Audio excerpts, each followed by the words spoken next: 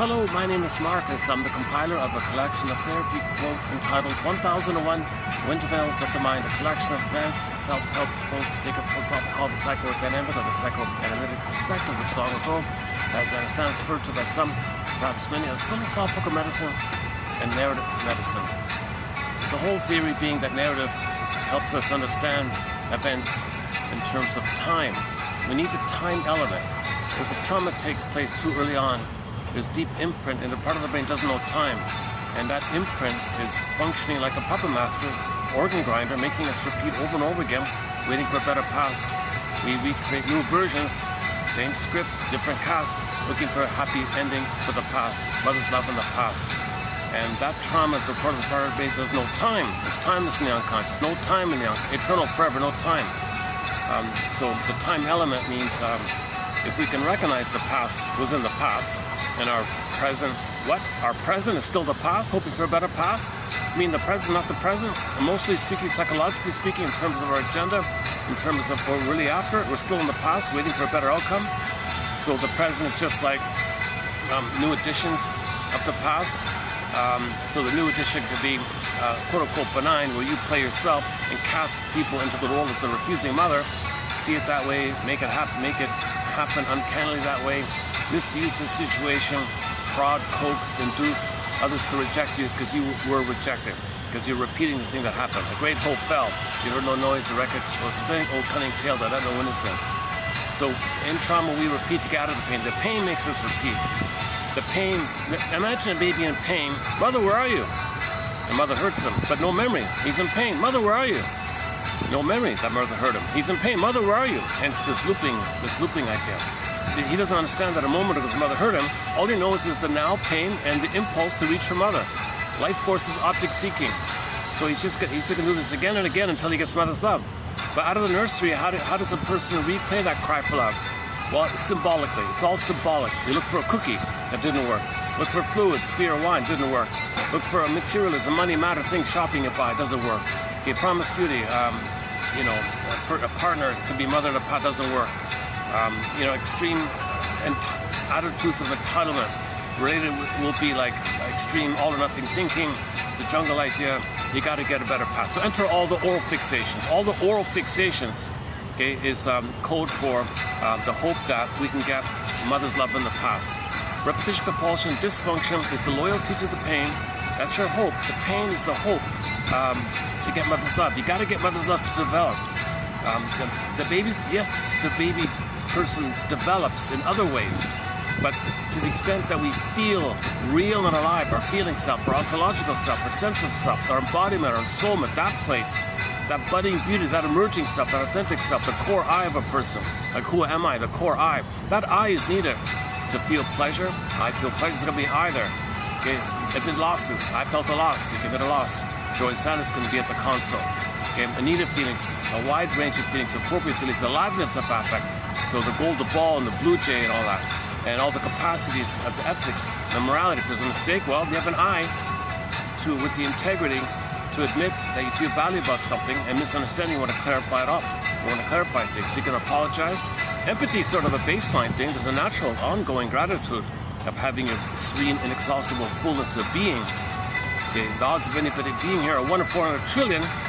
Nature's greatest miracle. We're all unique, and we are conscious of what the I identifies. We can identify the I in us and how we're unique, and we express that. It's called meaning, a passive heart, pleasure, and all that. The pleasure comes from expressing what's unique about you. But you, who are you? Like, who am I? You need that I there. So if the I is missing, you don't really know your interests, and that's a trauma.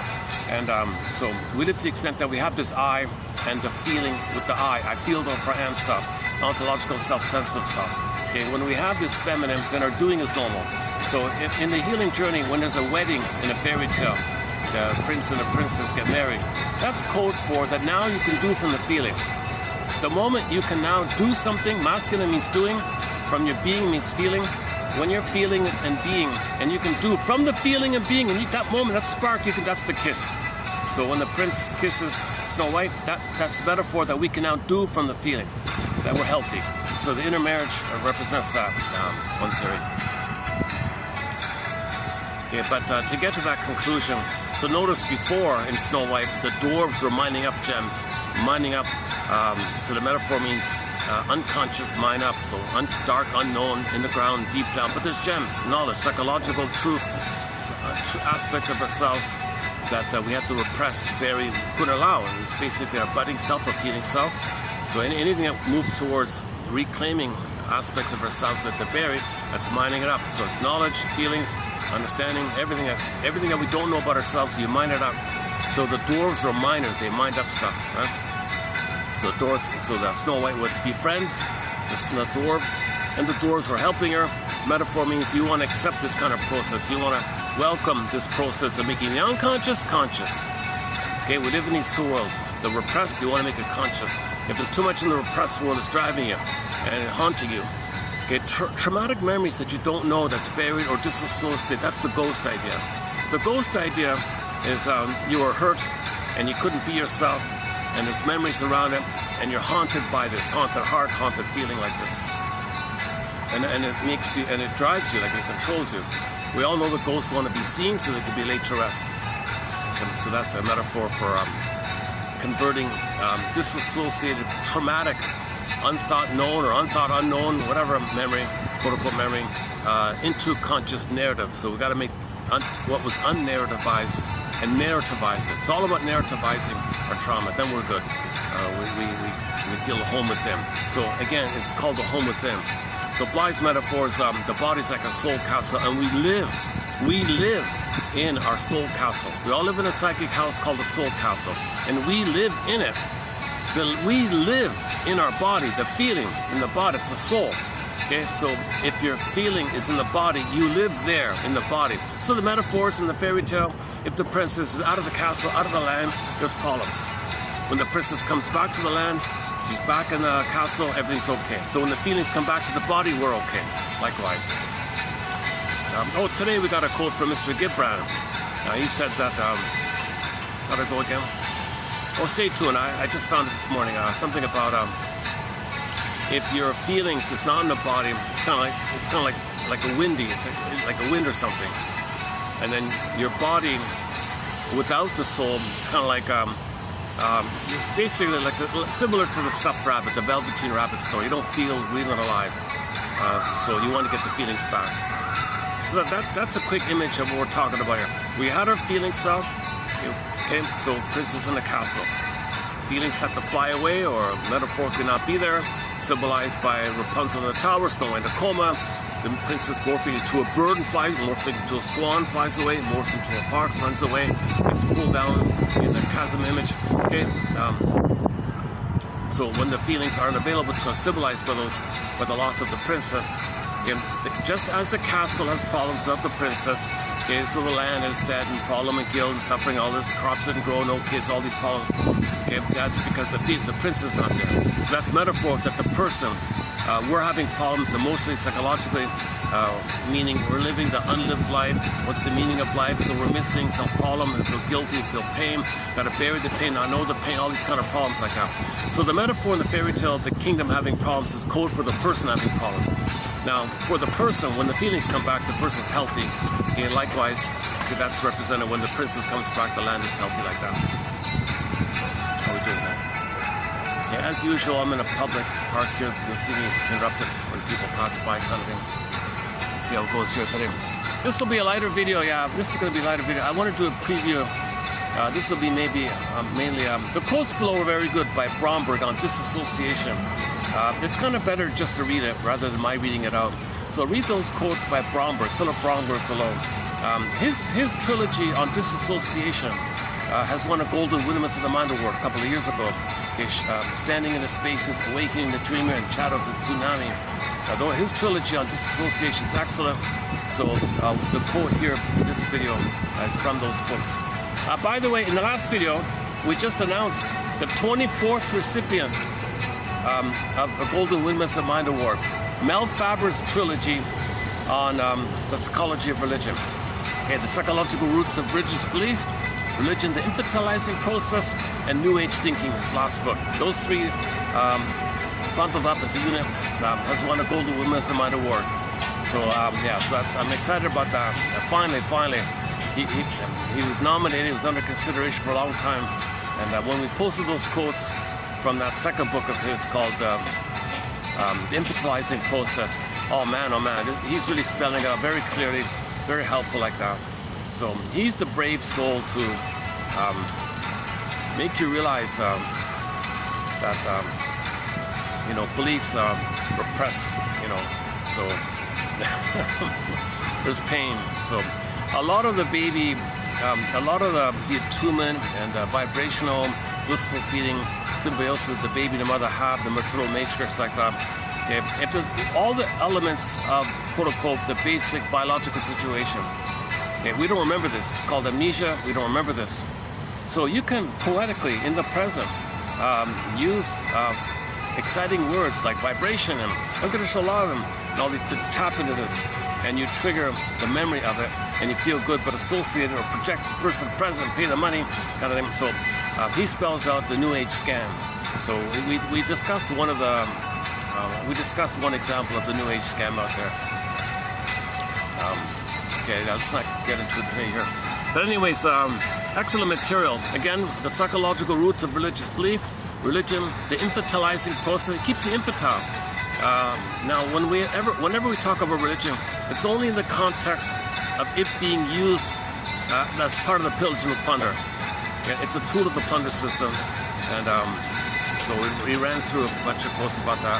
And his last book, again, New Age Thinking, which sort of like it's just sort of like a tag on to the previous material.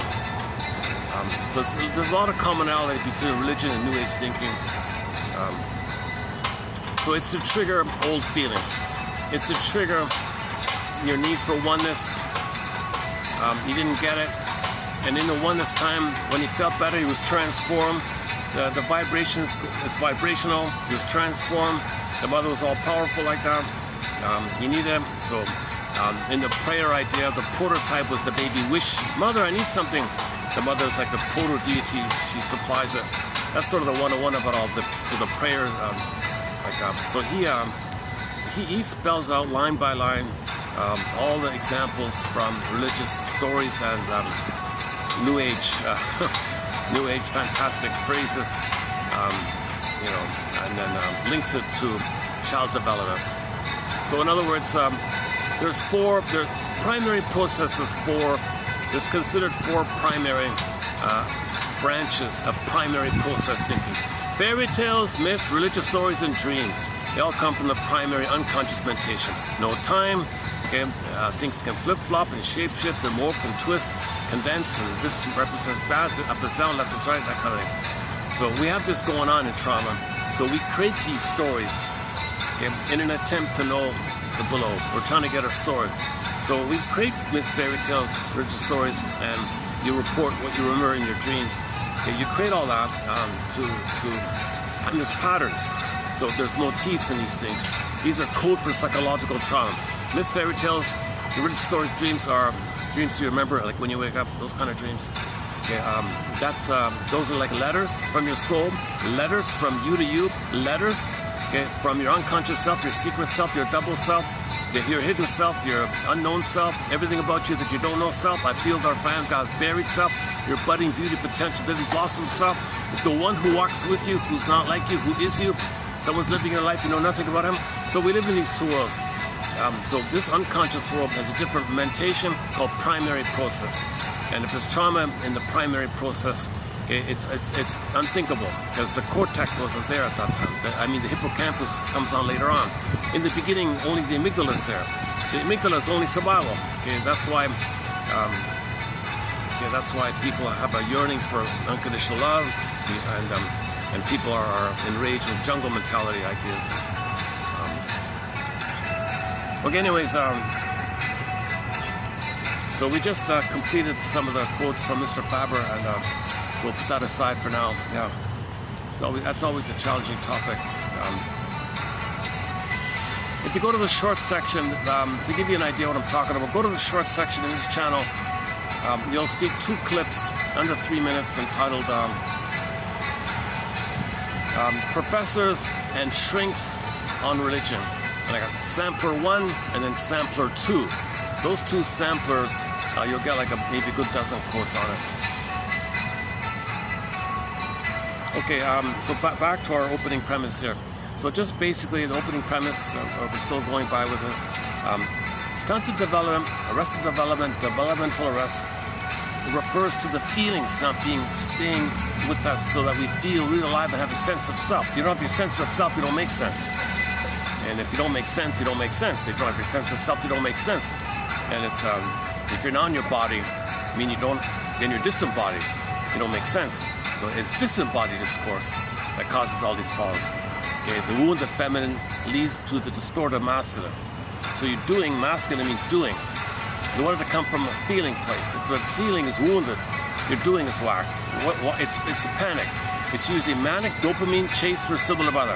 Remember the pain, the primary issue is the baby was in pain when mother failed him. He's got to repeat, he's got to cry. So now we don't know this pain because our own anger rebounds in ourselves and we're criticizing ourselves. A double insult. So we're manic. So the brain floods with dopamine chase. So again, dopamine means future, chase, motivation, anticipation. That one day, okay, something symbolic of mother will actually be mother because the unconscious doesn't know really. The unconscious only thinks it's got to have mother. So it tells you to look for a symbol of mother, but not make you think. But make you think it's reasonable.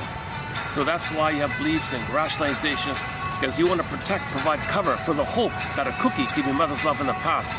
Oral fixation means you want mother's love in the past. You had a need in the past for the safe attachment, secure attachment. Okay? What the baby experienced is called attachment trauma. He couldn't have a secure attachment. And that leads to his ability to develop his embodiment, to stay with him, got frozen up. So think about the frozen woolly mammoth and a block of ice up there in Siberia. Frozen woolly mammoth. That's a pretty good image, right? Just kind of suspended, frozen, not alive, kind of suspended, frozen. So our feeling self is like that frozen woolly mammoth. So it's frozen. You can think of it like the echo of it, like a ghost of it or something. So we're haunted by the frozen woolly mammoth.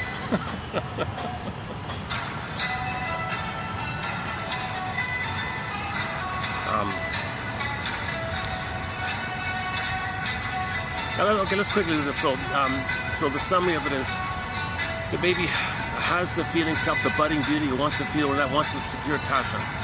Okay. He doesn't want attachment trauma. Mother, please don't give me attachment trauma. Mother, if you give me attachment trauma, you and I won't relate too well. That's relational trauma, interpersonal trauma. I can't develop in this chaotic, traumatic, you're misunderstanding me, you're blaming me, you're shaming me because you're trying to remember that you've been shamed, or you're hoping for a better past on your end, so you're using me as part of your past. You're not seeing me. Oh, wait a second.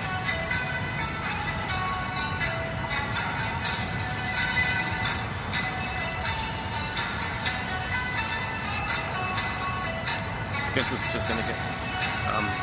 Sometimes when people are filming and things are around, it startles me. It's a surprising moment.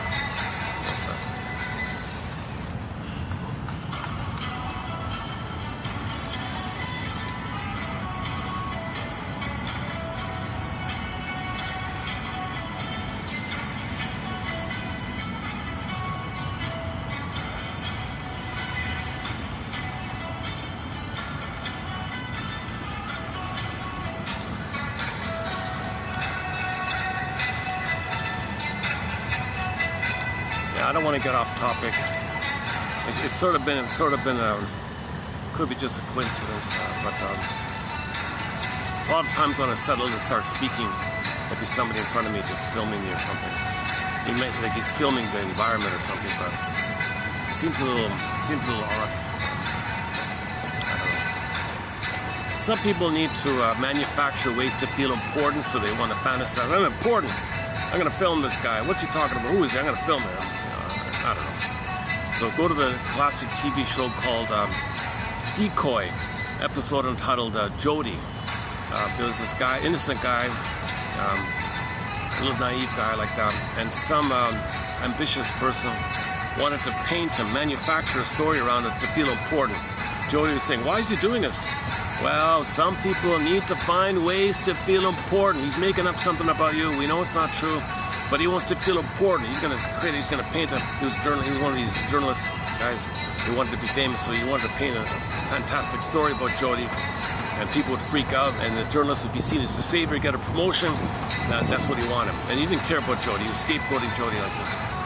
And Jody's saying, well, why is this happening? So the hero, Stony Burke, had to say about all that. Because he was a simple kind of a bumpkin kind of guy. Maybe had Asperger's, a little bit Asperger's or something. He's just green from the village or something.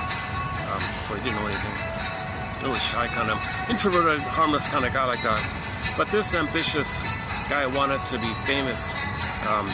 He wanted like a top position in the newspaper or propaganda industry or something. So the way to do it is it's all money based. Create a story, people buy it. Oh, good work, give you promotion. So even back then, propaganda was tolerated or something, huh? Maybe it's always been propaganda.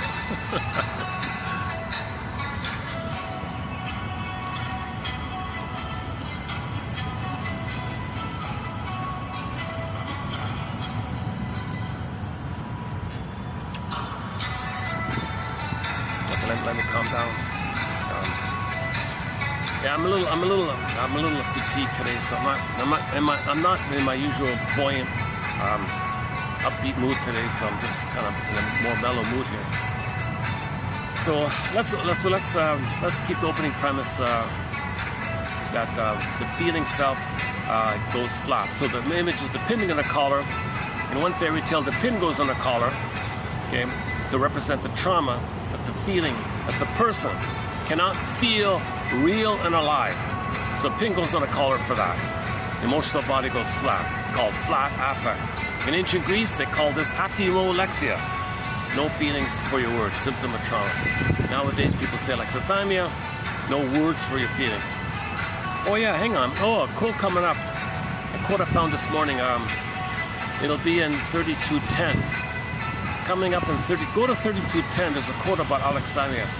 It's about a guy who had impulsive bursts of strong emotional outbursts, like he got angry easily or something. He thinks that's an example of alexithymia because he can't discern what he feels. Like he can't identify, name his feelings. So when he's triggered, he can't parse out, oh, he was triggered, something about the past, old fear coming up, anxiety, maybe feeling some shame or something. And he can't think about anything about his inner life. He has no recognition of his inner life, no feelings for your words. Huh? So if he is feeling bottled up, he bursts out in anger. He jumps to the anger, impulsive anger disorder, whatever it is. So that's an example of alexithymia. Because if you can name your feelings, oh, you can pause and reflect, and what's that? Oh, trigger from the past, old fear coming to you, called anxiety. Okay, unmet need, what were your needs back then? Oh, that makes sense, okay, the present's not the past, so you can analyze yourself a little bit. It's a big help, and if you can find ways to calm down like that. Yeah, another thing I saw this morning in a self-help book, he said, one way to think about anger is you want to, I'm not sure how good a metaphor this is. In Niagara Falls, the rushing of the water in Niagara Falls, if you go upstream, there's Niagara River. Very calm, people go fishing. So in Niagara River, which leads to the Niagara Falls, right? So, but if you're in the river, the water's calm. You just need a rowboat or a small engine maybe, and you can go fishing or something instead. But let's say the motor's broken or you lost the oars. You can start to drift slowly. And then the whoosh. Then you lost, that's the metaphor for his anger. So you want to catch yourself before the whooshes. At the same time.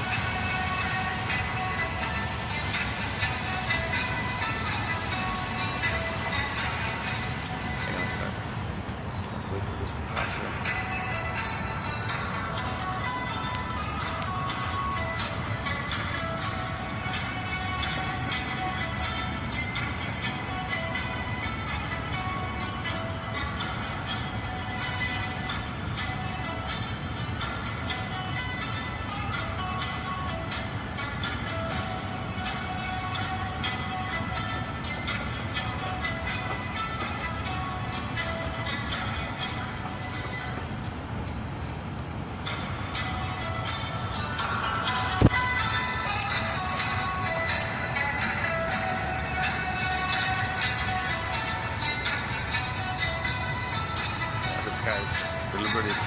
guy's deliberately filming me here.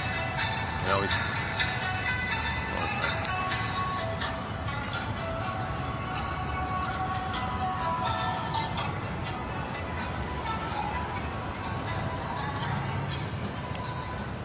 Oh, a little uncomfortable. Now the guy's, some guy's like staring at with beady eyes, staring at me intensely.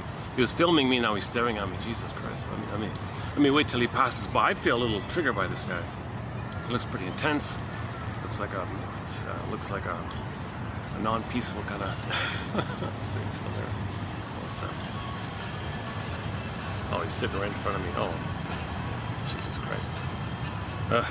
Okay, give me a minute to move on this side here so I don't get distracted by this. Can I do it here?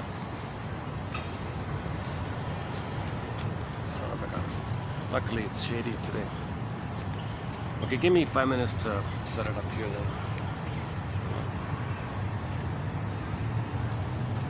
Can I do it like this?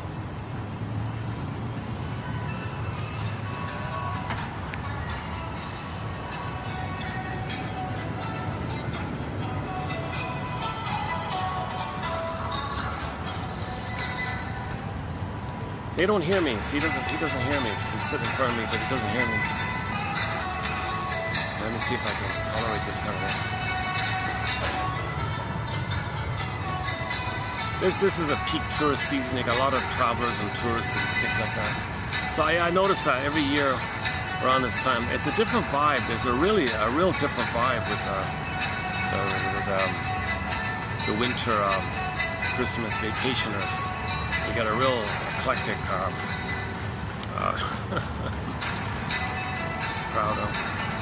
I don't know what they're expecting. Okay, oh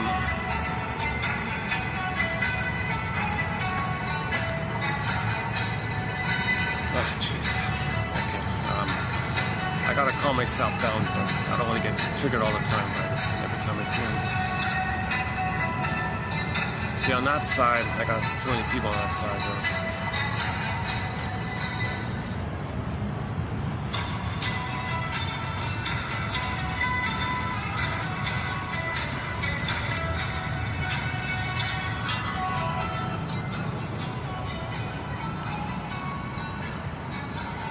Okay, let me just make a little adjustment here.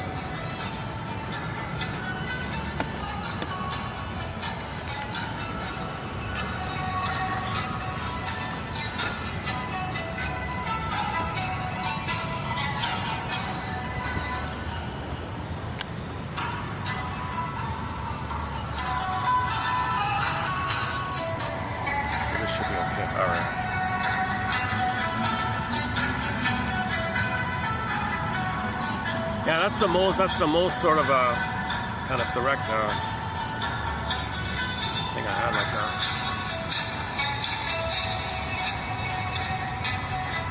Okay, where are we? Sorry for the delay, sorry for the hiccups here. Sometimes my mood is energized, I can tolerate lots of little things. Sometimes little things, you know, startle me easily. So the opening premise is the pin in the collar, the emotional body goes flat, alexithymia or akimolexia. Okay. What about like that?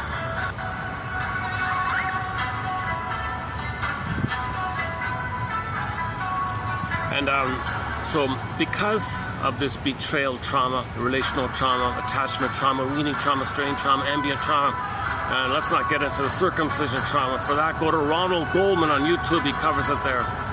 Ronald Goldman on the hidden trauma. Another trauma. Huge betrayal with the bleeding, the screaming, okay, all that stuff. Removing the baby, severing the cord of the placenta. So there's a lot going on with birth trauma. Okay, so the baby, during the time he's being traumatized. Mother, I don't want to be traumatized here. Mother ignores it. So the tension and the fear build up. Mother, can't you see that I'm scared and I'm feeling tense here? You know, come on, I'm feeling shame even.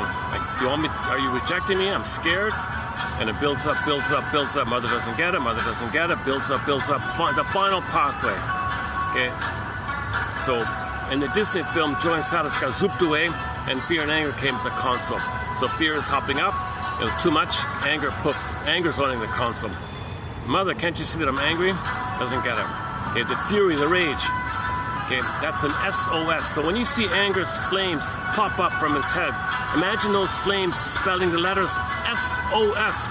Mother, can you see how the flames of my rage spell SOS? I'm not blaming you. I'm not criticizing you. I have an immense amount of fear. The fear built up to the anger, and the anger built up to the fury rage. And that means SOS. I think I'm in peril. I'm going to perish here. This is my most desperate chance to signal to you. My anger, Mother, is a signal. It's an SOS. Mother says, oh, you blaming me? Oh, for God's sakes. So it turns in on himself. To maintain the cry, to maintain the hope that Mother will love him, will see him and respond to him, he's going to continue that cry in a state of timelessness onto himself. Now he's angry at himself. It's called self-hatred. That's, okay, so there's a disturbing thing that takes place. The baby's anger rebounds in on himself to maintain the cry for love for Mother.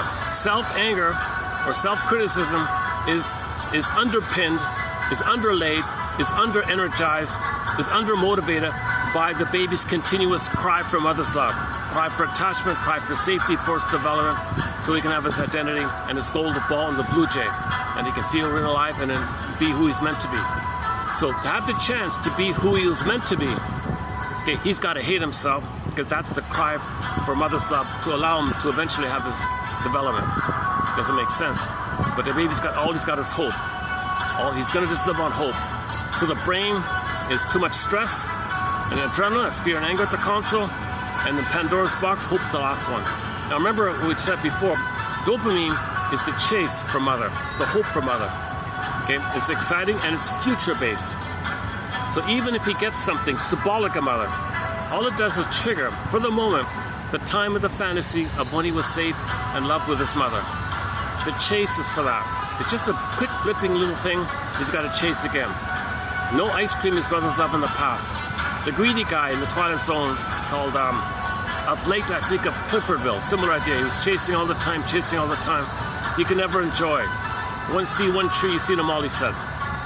In the Don Juan part of his life, next, he couldn't love, he couldn't enjoy. The only quote-unquote happy chemical he has is dopamine. Because dopamine is to chase, okay, to blip up the time in the uterus. Enter the joke, we spend the first 9 months of life trying to get out of the womb, and the rest of our lives trying to pathologically remember the good old days. So all he has is the nostalgia of the good old days. So he's got to trigger. The chase idea is to trigger the good old days of when he was one with the mother. If he can trigger in his fantasy to the cookie's mother, it'll trigger the time when he was one with the mother. Babies, when they're one with the mother, feel oceanic bliss, oceanic oneness, unio mystica, participation mystique, oceanic ecstasy, I might call it. Blissful oneness, guarded Eden, Shabbat, Shangri-La, utopia, blissful feeling. An immense amount of, an immense euphoric, delirious, euphoric feeling of safety, bliss, and love. He's trying to trigger that up. He's trying to trigger that memories up so he blips up some oxytocin and serotonin above the stress he's feeling. His set points in the brain, the set points of stress and adrenaline too high, and dopamine corresponds to it. Oxytocin, love, the trust, loved one, too low. Pleasure, serotonin, oxytocin, love, too low. So he gets something, he doesn't have the chemical wherewithal to love and have pleasure. He's got like force blip up, the good old days. Force blip up. He blips it up, it goes down, pain's still there, dopamine chase. It chase, blips up, okay, it goes down, chase, blip up, chase, blip up, chase, okay, get the idea, right? So he's just manic mode. Okay, dopamania, it's called dopamania. The molecular more, the molecular chase, that kind of thing. So when a person gets something they don't love and they can't enjoy, okay? But they got to chase to have the hope that the cookie, maybe one day the cookie or the money or the girl can be mother's love in the past. He's only living on this kind of hope. It's a relentless hope. It's all he's got. That's why in that film, The Twilight Zone, when that guy, what's his name, Featherhead or something, when he chased his whole life, He ended up owning everything. He owned everything, right? Nothing more to chase. No more to pillage, no more to short sell, no more. He owned it all. He had a map and he had dots all over the place. He owned it all. He felt, oh my God. He begged the devil to send him back to his childhood so he could do it all over again. He only knows to chase. Interesting episode about that, Oh my God! Yesterday I discussed a new Twilight Zone episode entitled. Is this too loud? How's the music doing? Okay, let's turn it off. I'm not sure. Okay, let's try it like this. I love the melody. It's great. I still don't know the name of it. I was hoping it'd be copyrighted so it would show the name of the song, who it's by, and then I could dig up the full song. If you want a discussion on another episode, maybe I'll redo. I want to redo it at some point. It's about guilt. It's about the topic of guilt. So we already discussed guilt from a previous Twilight Zone episode called Shadow Play, the second one, the revised one. There's another episode on guilt called what's it called again? The 30 Fathom Grave. So I discussed it yesterday. It took me about an hour to go through it. So if you go to the short section, you'll see, I think it's done in 7 parts or something. There's a lot of it's a condensation idea. Rod Serling does condensation. So he blends your childhood unconscious guilt, where babies feel pain, they feel guilty. And later on in his 20s, due to a misunderstanding, he felt guilty by the misunderstanding. He put those two guilts together. This man had a huge albatross, a huge weight on him. They called it a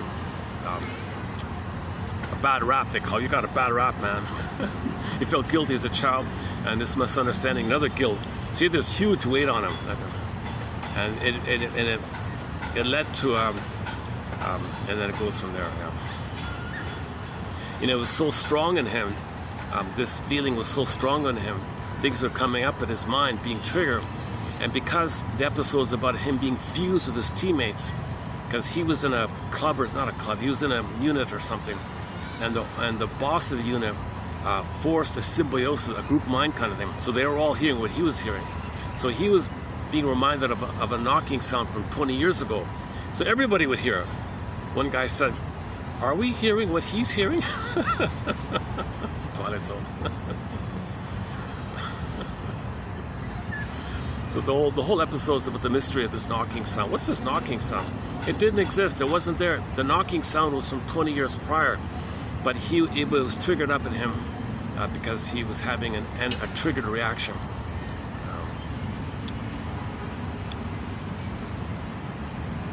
So it was all about guilt, and he couldn't listen to the reason.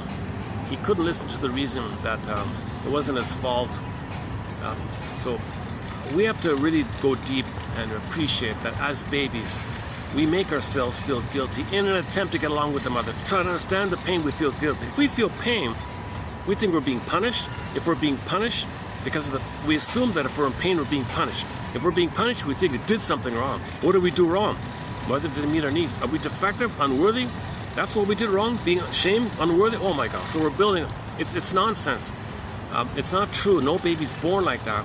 But if the mother's misattuned, malattuned, too busy trying to get a better past on her end, her present, when she's in the present, she's still in the past, not available for the child, not being seen. So the child feels neglected or abused or something. So he feels guilty like that. To hate himself and to conclude that mother must be good, he must be bad, and to hate himself, and he's reminding himself he's no good. So he's got the inner voice in his head, okay, the inner critic. Fairbairn calls it the inner persecutor guy. The other guy calls it the fifth column, like something inside of him that's betraying him like that. But this is painful to have this inner critic like that. The inner critic is the baby's anger as an SOS from mother, but it blocked, and the anger attacked himself, meaning he's supposed to cry for love to the mother. But it becomes destructive when the baby's in a panic rage. He wants to control the breast, oral phase, devour the breast. Things are exaggerated. Now it's a cannibalistic image. So the image that he has in his unconscious is a monster of the id, an id monster. Okay, it could be the Wicked Queen in Hansel and Gretel, the Wicked Queen in Snow White or something. It could be the Cyclops. Could be Laestrygonian, guy with the horns. Okay, think of Medusa, Medea, any kind of entity that's enraged wants to gobble you up. It's a condensation image of the baby's rage. The mother's monster of the id that he's picking up and attacking himself, and he makes his own monster of the id. So it's a wild, kind of crazy monster like that. You can't reason with that kind. Okay, it's her own rage. When the baby's in rage, he's desperate. He's just desperate to get mother's love. Mother, can't you see the flames on I'm desperate here. Mother doesn't get it. She can't get it because she doesn't have a connection. She doesn't have a connection. If the baby's removed, the connection's broken. She doesn't understand the signals if there's no connection. If the bond is broken at birth, she won't understand the signals. He'll be enraged. The rage rebounds in, monster did now attacking himself. Now, when he's attacking himself, there's too much pain. So what's the poor baby going to do with all of his own anger, which is a cry for love to mother, and he's got to maintain the hope that one day mother will love him. He's got to hate himself to have that hope. To have the hope that one day mother will love him, he's got to hate himself. Hating himself equals the hope for mother's love. To maintain the hope for mother's love, he's got to hate himself because he's crying for love. So what he does is dopamine kicks in to chase. The chase sugarizes, pleasurizes, quote unquote, libidinalizes or pleasurizes this pain. So the pain is going to be buried down and cloaked over with the sugar coating idea. So he's going to sugarcoat the pain. This dynamic of sugarcoating the pain is called psychic masochism. So he can't know the first one called the major crime. He confesses to the lesser crime of smoking. Okay, so he'll smoke or something or drink or something. That's the lesser crime. He won't know that he's hating himself, waiting for mother to love him in the past. He can't understand that. So he confessed to lesser crime. Oh no, fine. One day I'll buy something. Okay, like Mr. Featherhead, I'll buy a company, and mother will love me in the past. It didn't work. He was in his 60s. He was a grumpy, curmudgeon guy, a loveless, miserable character. It didn't work. He owned the world, and it didn't work. Put it that way. He had ennui. See, ennui means boredom. You don't have the chance to chase, so you might be bored, but you still have the hope to chase. Ennui is you got everything, and there's no point in chasing. So one old quote said, "The poor are bored, and the wealthy have ennui." Because the poor want to chase, but they have no hope, no chance. The wealthy own everything,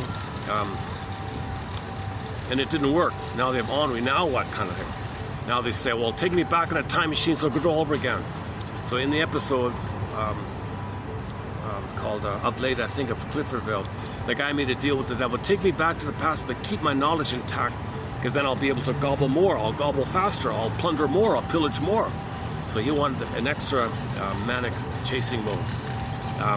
The moral of the story was the devil put in the fine print, fine, I'll send you back.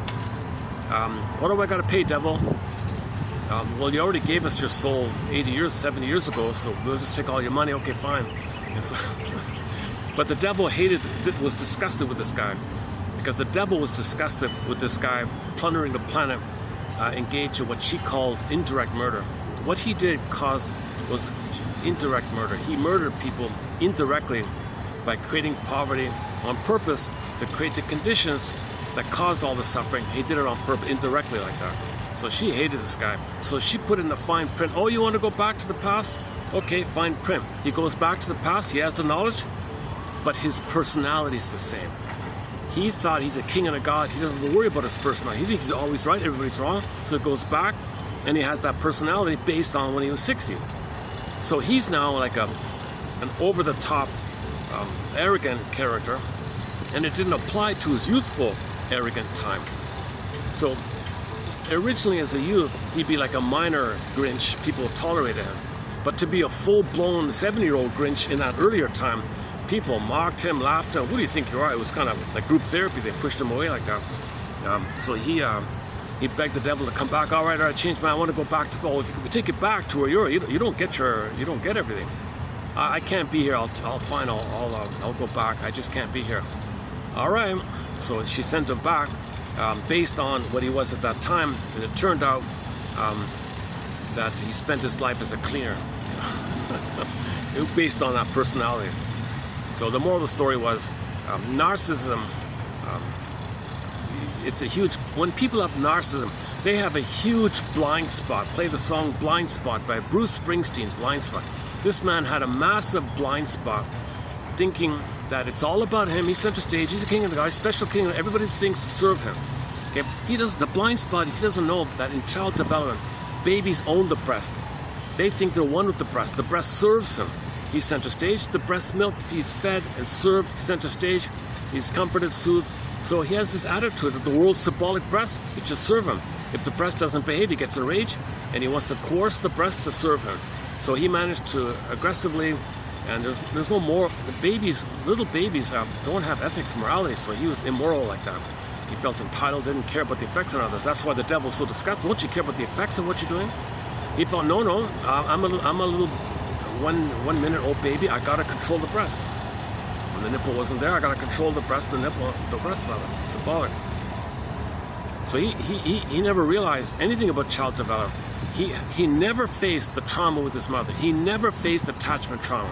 Mother wasn't there, and a plastic bottle with a rubber nipple was given to him. So he was physically alive, but no touch, no tenderness, no sweetness, no affection, no soothing, no delightful experience. I just saw another Twilight Zone episode just last night. What's it called again?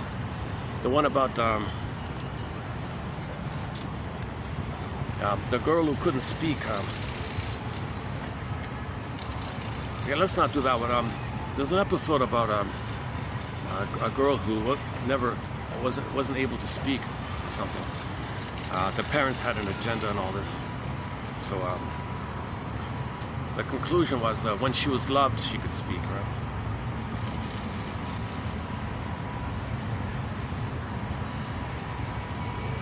That episode is sort of like about the ESP, the telepathy kind of idea. It's a continuation of One Step Beyond, the earlier series. So Rod Serling, I think, did a tribute to the earlier show called One Step Beyond. One Step Beyond was more like telepathy and mind reading and symbiosis and those kind of things. Twilight Zone covers a lot of that as well, but they add the psychoanalysis, so it's way Twilight Zone is beyond One Step Beyond. Twilight Zone is the answer to the One Step Beyond. It's been the Twilight Zone has been a major theme throughout the past 1 year here. And we've discussed over 20 episodes that have a psychoanalytic perspective. Twilight Zone means unconscious. You're entering into another dimension, beyond sight and sound, this other world. Next stop, open the door. Ooh, whoa, do the Twilight Zone. So unconscious. The dream world, the unconscious world. So it's a good metaphors, good stories to make you aware of your trauma. I would start with Gabe's story. That's a really good starting point. Gabe's story about the script. So one guy had a dysfunctional repetition. He had a repetition compulsion to do something self-defeating. He doesn't know why. He thought he's jinxed. He's cursed. Why is he doing the same thing? Why is this happening to him? Finally, he got angry, went to the Twilight Zone, and then and faced the lady who's writing his daily script, Roxanne. Hey, Roxanne, why do you keep writing these daily dysfunctional mishaps for me? Oh, that's the template. That's your deep template. I just write daily variations of it. I can tweak it for you. No, I want to change the template. Are you sure? I'll take it up with upper management. So the voice said, look, Gabe, you created this template. You believe you're guilty, and you believe to be loyal to your mother, you got to be dysfunctional. That being happy would be betray your mother, and you don't want to betray your mother because you're waiting for her love, so you got to fix her. So you're hoping that one day, that if you're loyal and you prove your loyalty by dysfunctionality, that maybe one day mother will love you. That's the template. Roxanne just writes daily versions of it. Seriously? Isn't it bittersweet that you're so loyal like this? You're so loyal to your mother, tied to your mother, hoping to save her, hoping to fix her. And you think one day, if you prove your loyalty by day after day being dysfunctional, one day, mother will love you. Seriously? That's my imprint? You decided that. That's neurowired in your brain. Oh my God. Give me the pen. I'm going to write a new script. They grabbed the pen. These things happen in the Twilight Zone. You can write a new script. If you identify the traumatic script, then you can grab the pen and write your own script. Wong's Lost and Found Emporium, excellent episode. Take My False Light, Please. Watch You Facing Shame. Excellent episode. Okay, Shatter Day. But the 7 days of the week. So the healing journey in 7 parts. Moan Day, Dues Day, Wound Day, Thorn Day, Free Day, Shatter Day. Excellent. Okay, the Nightmare one I mentioned before. The flipped one, Nick of Time for the man who's married to his mother. Oh no, that's Young Man's Fancy. In Young Man's Fancy, the man was married to his mother. He got married to a woman. The wife said, "Are you married to me or are you married to your mother?" "Sorry, I'm married to my mother." She was so distraught, she ran down the stairs in a panic. Okay, the positive one was Nick of Time. Same thing, he gets married. The wife says, "Are you married to me or are you married to your mother?" "No, I'm married to you. I'm not married to my mother." That was and the closing narration was for Young Man's Fancy.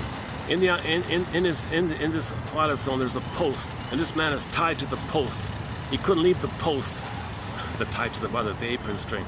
These things happen in the Twilight Zone. I could, man, oh man, there's so much going on. And yesterday was the one called the 30 Fathom Grave, with the submarine and the boat and all that. It's about guilt. It's just about guilt.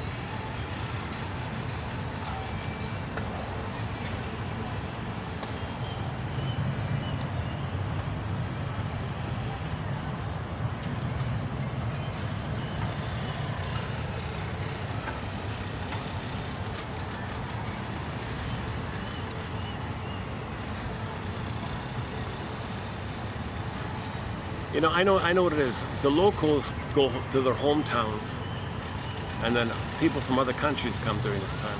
So it's a totally different feel, right?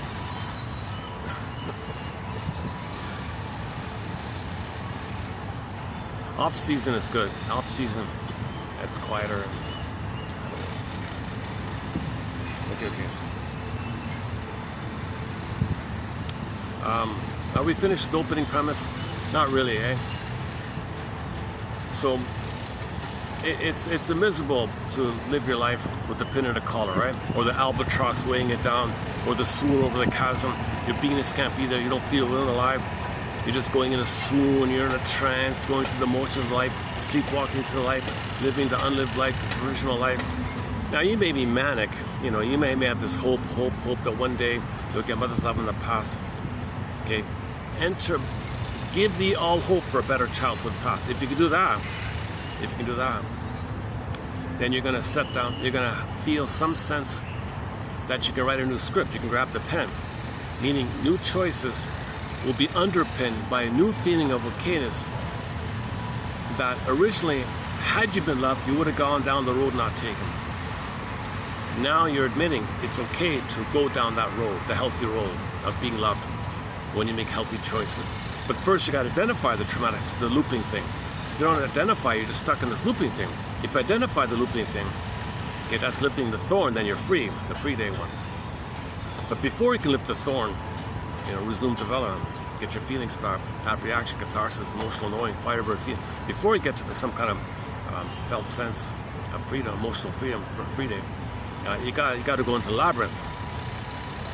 But before you get to the Minotaur and the Medusa and all that, you got to go through these mini labyrinths. Okay, there's the someday one, the oral fixation one. And included in that is the money complex, another branch door, money complex, someday. Because you transfer the problem of the money onto money, you got to analyze your relationship with money as a reflection of your unfinished business with mother. So for this point, we use Berger's book called Money and Emotional Conflicts. Okay, Faustian deal, Faustian bargain, identification with the aggressor, negative magic gesture. You're going to shame others the way your mother shamed you, hoping to embarrass your mother, expose her, and then a time machine will come and she'll apologize. Negative magic gesture. You got to face these kind of someday hopes. Okay, when you give up hope, when you give the all hope for a better past, when you recognize that, this is all a defense mechanism, you'll feel some kind of moan. When you get your first moan, okay, now you're getting somewhere. Now you're on track. You got to get that moan, some kind of, oh my God, whoa, this relentless fantasy that a cookie will be mother's love in the past.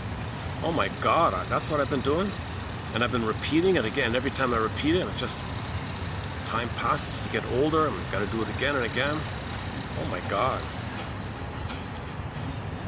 So when you get the moan, okay, now you got to go to the do's day, this guilt one. So the guilt one, okay, shadow, Twilight Zone, shadow play, the second one, the revised one, and this one now we're talking about the 30 Fathom Grave. Those two Twilight episodes, we talked about that a little bit, and all the quotes we have on unconscious guilt. You're not guilty.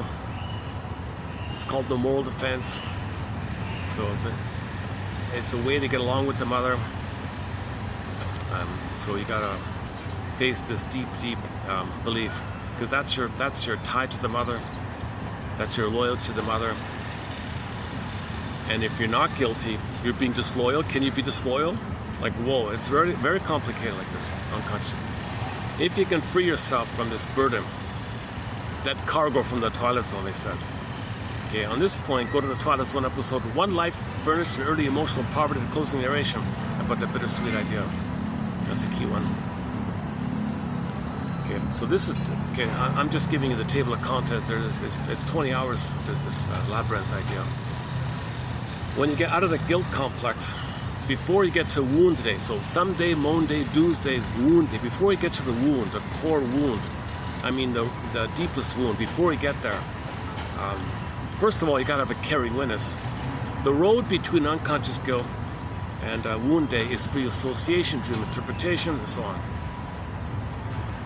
So that's the broccoli boat in Disney film called Stream of Consciousness. Say what comes to mind, say what freely comes to mind. Okay, what does this suggest to me? What does that remind me of? And just see what pops up, bring things up to consciousness. That's riding the boat. You want to ride the boat? The broccoli boat called Stream of Consciousness in the first one, right? Or the second one? No, the first one, 2015, right?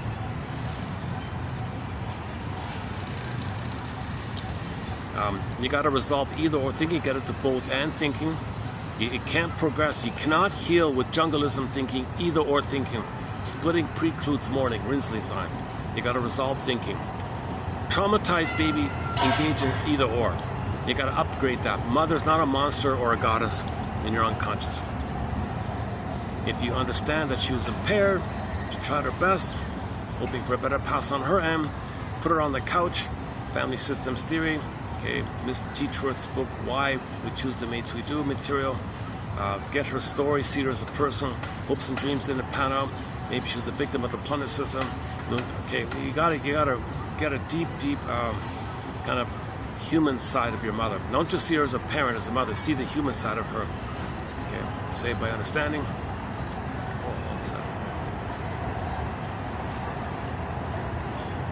Yeah, it's really a different crowd here, I gotta say.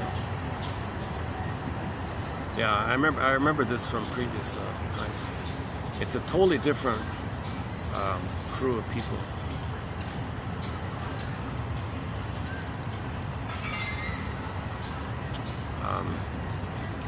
Mostly European, I guess.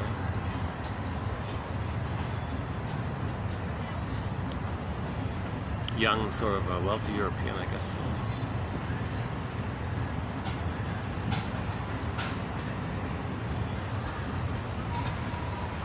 Okay, where are we?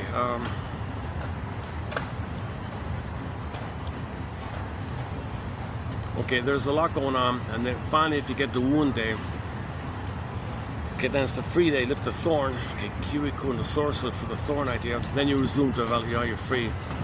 Now, when you get your embodiment back, it's a new feeling. Your false self might you might have a relapse. So in the episode Shatter Day, okay, the embodied voice says, no, we did it your false way, I'm going to stay here. Then the false self shatters away, the name of the episode, Shatter. Now, during the labyrinth of the unconscious, okay, you need a thread. These quotes could be a thread. Emily Dickinson says you need a lantern. These quotes can give you a lantern or night vision. Okay, the reflecting shield idea. Okay, Perseus has the reflecting quality. Okay, the sort of discrimination, sort of discernment. Can you discern that symbolic needs are there because real needs are not met? Can you discern between defensive, quote-unquote, defensive needs or neurotic needs, neurotic pride versus the real stuff? Remember, the fake stuff's there as a pain management over the loss of the real stuff. Can you discern? That's dividing the seeds idea, and so on. Okay, I'm really doing a. I'm not giving this topic justice this time around. It's worth. Each of these points open a door for 10 hours. I mean, but I'm a little distracted here today.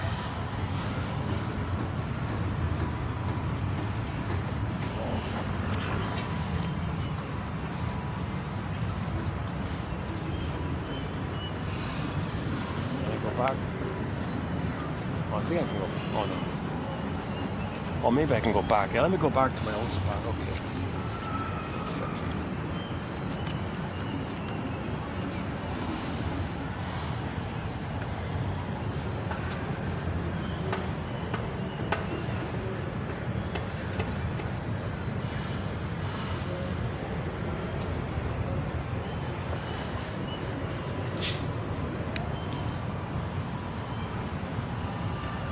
It's a little better. Okay. I'm really limited with my views, with my angles here.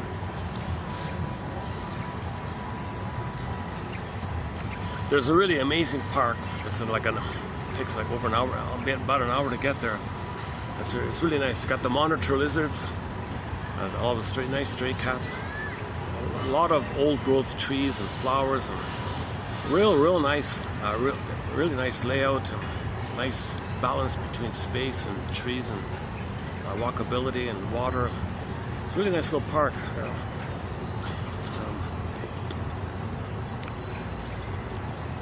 Yeah, why don't we jump to that? Yeah, the monitor lizard. Yeah, let's do that quote. There's a quote about the monitor. Okay, I mentioned earlier, today's going to be a light batch. Oh, let's get this back here. 1 second. So I want to do a preview of what is it again? 3209. 3209.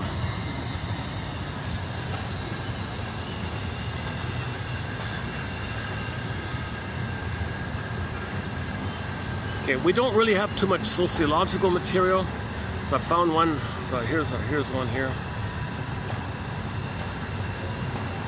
You know, one quote that kind of piques my curiosity a lot is somebody said that our history, personal and overall history, we need to see it from a psychoanalytic point of view. Right. So Lloyd Demas, to his credit, tried to do it called psychohistory, right?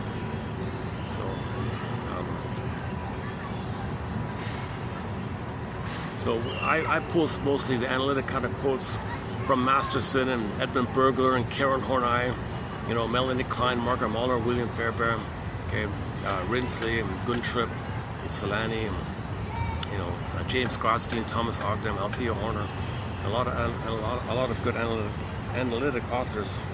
So here's one from some sociology book. It's actually, the guy he's a compiler like myself.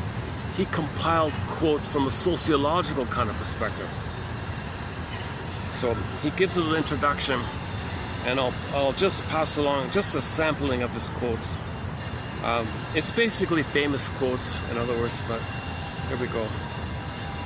Biologists, his book is called, there's no psychology, he calls it sociobiology. Oh. There's something in there. Jesus Christ, hold on a second.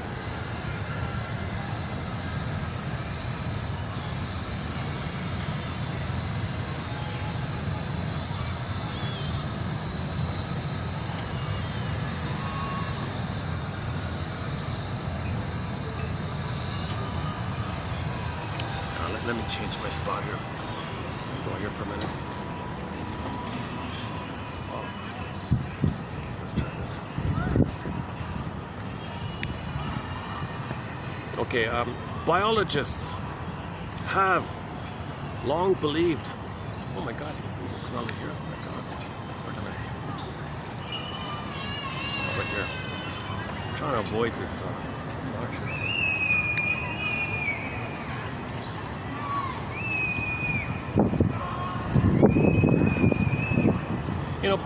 People who do any kind of oral fixation, including smoking, drinking. One guy said he's both a god and a helpless infant. His line is, the alcoholic is both God and helpless infant. Well, I gotta watch my stuff here.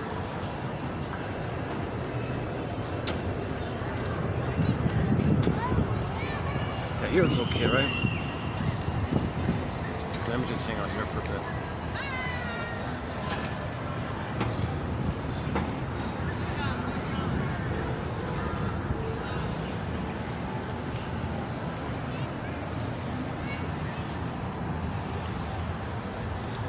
It's finished. Biologists have long believed in the similarities. These are tourists, like visitors, kind of. Okay, biologists have long believed. It's kind of sad, eh? It's a young couple, right? What do you need that for? You're in love. You're traveling. You're seeing new things.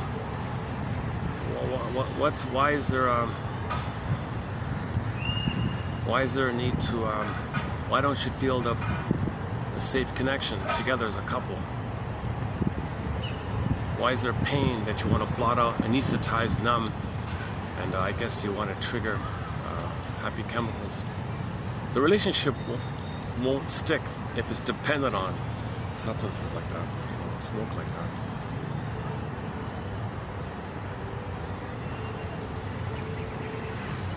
So couples need to learn to talk. They got to make I statements. Yeah, Europeans don't talk emotions too much, right? I mean, that's common all over the place. But so we have a thread on how to make I statements. When couples are together, they can make I statements. There's a huge opportunity. They got together by limerence, falling in love, spellbound, right? That's how they got together, because they both had the hope that they're going to heal each other. So now you can heal each other. With I statements, you can go on the journey where the two people communicate with each other in an intimate way, and they bond through that. And the marriage, the we, can be the container, the breast for the two to grow in. You got to make I statements. So Rosenberg's model, Offner, OFNR. Susan Campbell's one called the unilateral repair statement one, and a couple of others. So when that happened, I felt this. So okay, let's not do the I statements. Now, let's do this one here. Biologists have long believed in the similarities between humans and other species. Darwin made, so that's humanity's second narcissism. So we all heard about these narcissistic injuries, right? So Freud made this popular. So Copernicus said, guys, I don't think the Earth is the center of it all. I don't think we're the center of the universe. I'm not the center of the universe? No, I said the Earth's not the center. You're saying I'm not the center? I'm important, I'm a narcissistic, I'm the center. No, I said the Earth's not the center. You're saying I'm not the center? So people are confused. No, I said the Earth's not the center. They project themselves. So they hated him, right? It took hundreds of years for people to go along with the idea of, okay. I see. So the Earth's not the center. Okay. Kind of, because it kind of triggers you. Maybe I'm not the center. Narcissistic injury, right? Our pride like that. So we're okay with that. Earth moves around the sun, so on. And then the Darwin guy comes along and says, look, guys, you didn't come here from celestial, other dimensions and celestial spaceships, and you came here like that. Come on. Biologists have long believed in the similarities between humans and other species. Charles Darwin, 1871, made the case by arguing that all animals are linked by their evolutionary history. Quote, every evolutionist will admit that the 5 great vertebrate classes, namely mammals, birds, reptiles, amphibians, and fishes, are descended from some one prototype. This is Darwin talking, right? for they have much in common, especially during their embryonic state. As the class of fishes is the most lowly organized and appear before the others, we may infer or conclude. We may conclude that all the members of the vertebrate kingdom are derived from some fish-like animal. So we're all derived from some fish-like animal. Indeed, the ties are strong. For example, humans and chimpanzees overlap in about 98.4% of their DNA, sharing similar physical traits, physiologies, and behaviors. We did not evolve directly from the chimpanzee, but both we and the chimpanzee have a common ancestor that goes back about 15 million years. As we know, we do have close relatives among primates, and our links have never been ignored, embarrassed though we may be. And I'll give a few examples here.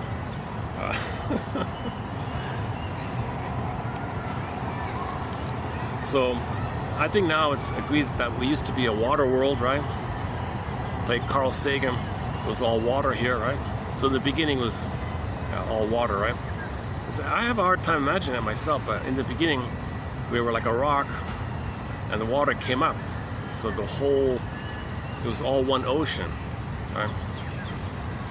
So there was no land, right? It was a rock, and the oxygen in the ground, not too hot, not too cold, led up to the water, and then the whole planet was covered with water. And then from the water, the first things were the microbes,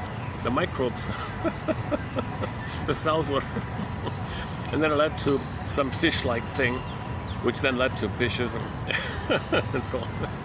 We're talking billions of years, right? So whatever, 5 billion years ago this happened. So let's have some evolutionary gratitude for all this, right?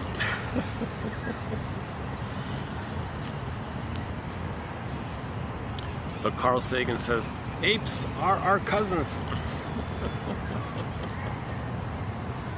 We came from them. So that's humanity's second narcissistic injury. Somebody asked the comedian, Steve Barron, "Sir, are you an evolutionist or creationist?" "Oh, I'm both. I believe both. I believe we were created to evolve." Wink, wink. Come on, guys. Let me say to them.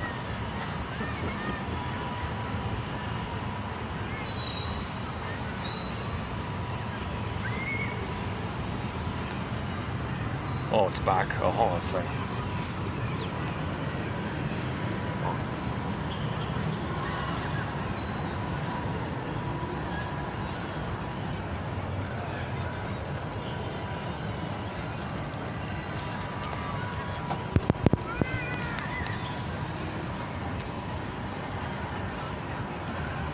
I wonder if it's the girl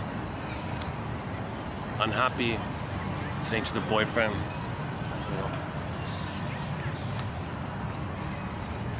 "I don't want to be with you, I want to escape." Or if the guy's saying, "I want to escape." They're not a happy couple. If the couple's together and they got to do that, they're not a happy couple. I don't think so. Who knows? I don't. All right, next one here. Okay, then he gives some quotes from famous people. Whenever you observe an animal closely, you feel as if a human being sitting inside or making fun of you. Just a little joker. So you look at a stray cat, you might even think what the cat might be thinking, but you're going to project yourself about yourself. Aren't I foolish? Hey, he thinks I'm foolish?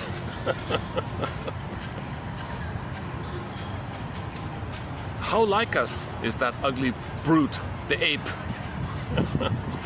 This is 2,000 years old. This is an old one from a couple of thousand years ago, Roman poet called Ennius, E-N-N-I-U-S.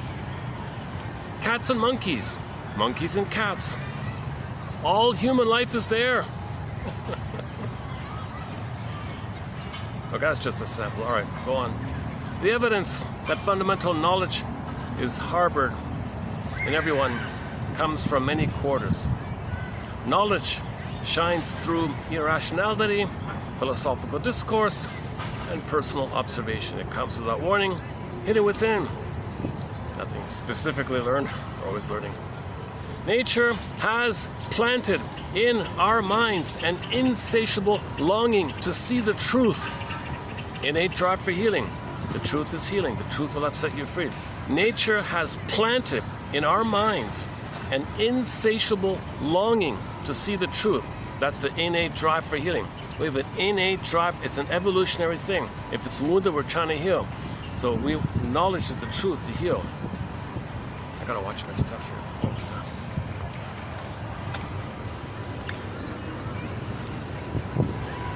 If you leave your stuff unattended for even like a minute, it could be gone. It's amazing. Let's go look.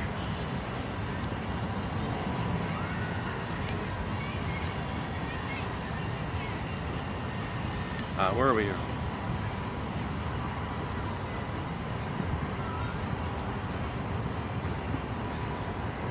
Oops. Okay, now that quote was Cicero. Nature has planted in our minds an insatiable longing to see the truth, Cicero. Science is for those who learn. Poetry for those who know. So the poets know, right? Science, I don't know. Oh, we know. We know. Okay, just a humorous one here. You know, people, we have to believe in free choice. We have no choice. No choice. The truth of our existence is deep within our psyche. Always there, always available to consciousness.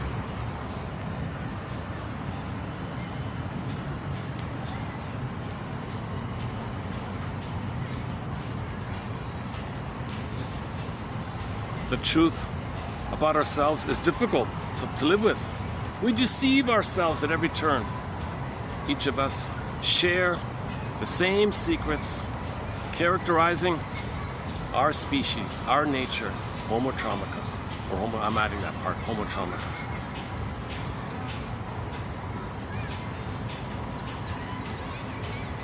So a good follow-up would be Paul C. Hollinger's book, What Babies Say Before They Can Talk. So all babies all around the world show the same core 9 affects. Okay, facially, bodily, tonally, the same stuff. You take a baby from any place, any time, they already show you the same core 9. Okay, if everything's going well, if the child is loved, okay, you'll see his interest, his curiosity, and his enjoyment, his pleasure, those two. If there's a problem in that area, if the baby's hurt, okay, then you'll see tension and stress, okay, the fear and anger, those two key ones, stress response, and shame, those 4. So that's 6. The other 3 are physiological: distaste, smell, and the startle one, the surprise or startle. So all babies will show those 9.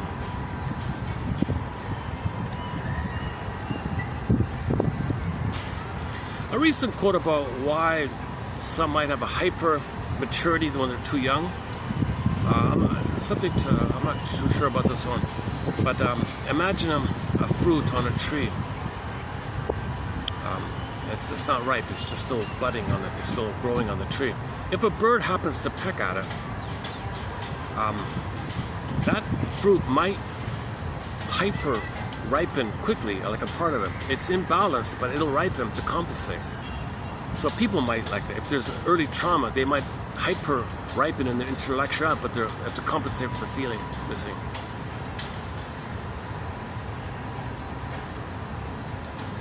But the general image of the fruit of the tree comes from the front album cover of the pop diva Schecter, called Oral Fixation, volume number 2. Okay, so you see the baby on the tree. The nipple was pulled away. They showed you the apple standing in for the nipple, pulled away. Mother said, hell yeah, I'm doing to you what my mother did to me. Italianic, she didn't feed me, I don't feed you. The baby was reaching for the apple. Okay, weaning trauma. So oral fixation, the name of the album is due to weaning trauma. That picture is weaning trauma. So if the baby's nursing and the mother pulls away the nipple, he's reaching, mother, I'm not ready for this. Well, if the fruit is plucked, okay, away prematurely, it'll be bitter. If the baby has weaning trauma, he'll be bitter likewise, so he'll be angry like that. So that's a common one for weaning trauma. Miss a tune on Italianic, says, hell yeah, that stuff happened to me. I'm gonna do to my child what my mother did to me because I'm angry at my mother. I can't. Loving my baby means I gotta betray my anger that what my mother did to me. I can't do that. I'm angry at her. I gotta show her up. I gotta take my anger on my baby, and baby will play mother. I'll play her, and baby will play me. So it's twisted stuff. Intergenerational trauma. That's another thing about fear of success, fear of happiness. You feel like you're betraying yourself because you got to deny your anger that mother hurt you. You don't want to betray your anger, so you can't be successful. You feel like you're betraying yourself, and your anger is the hope to get mother's love. So you still have the hope for mother's love.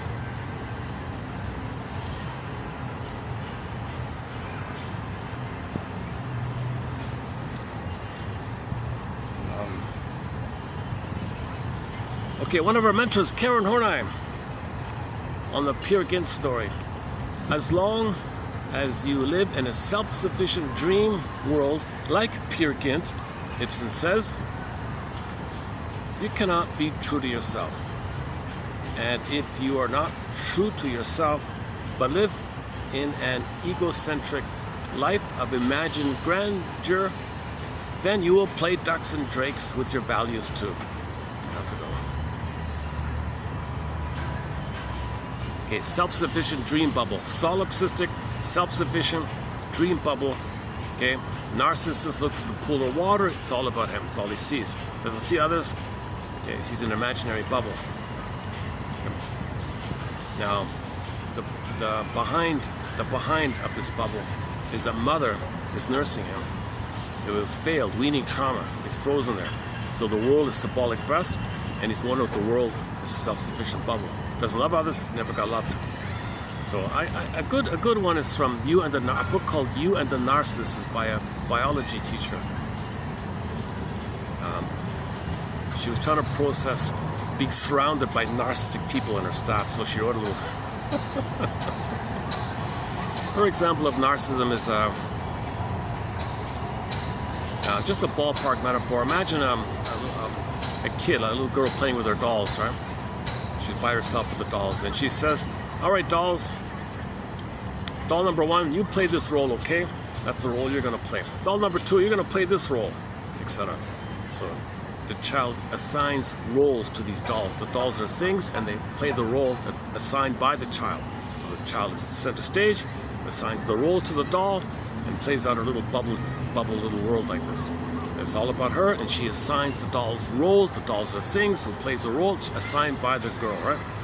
Later on, when she gets older, goes to school, she plays with real humans, real play, and let's go with the doll world, the doll stuff.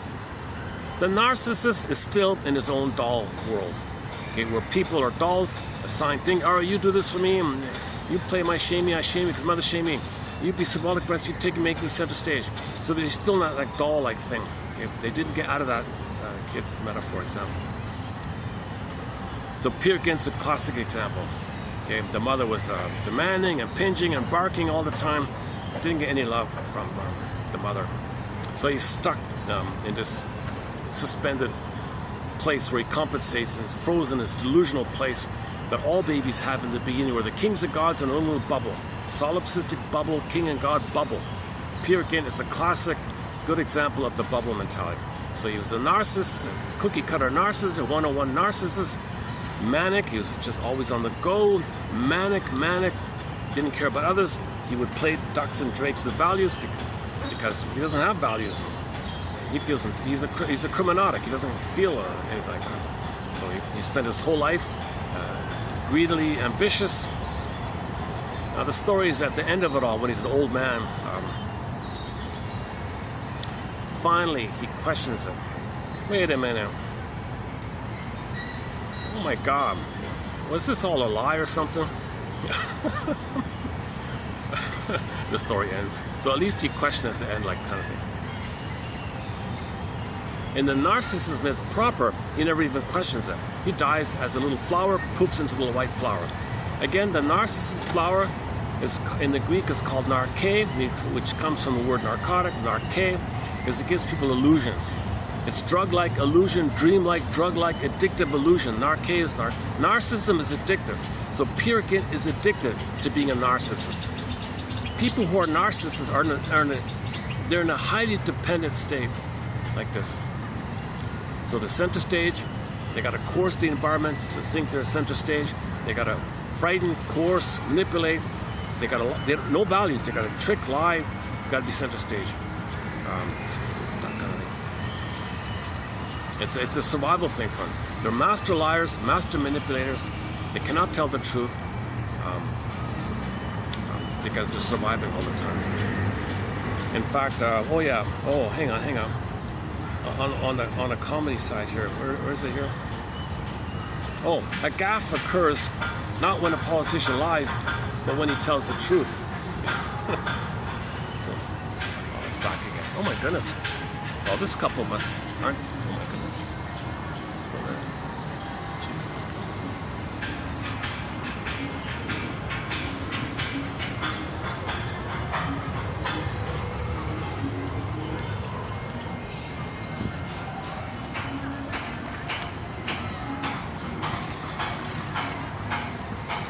Let's wait a couple of minutes.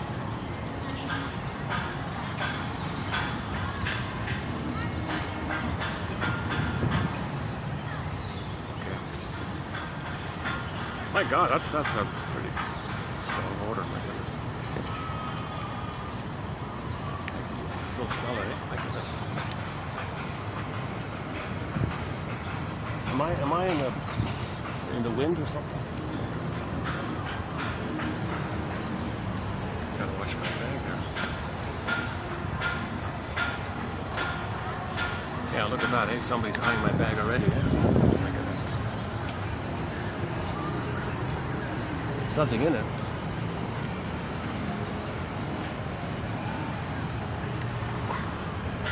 Okay, luckily the wind blew it away. Good.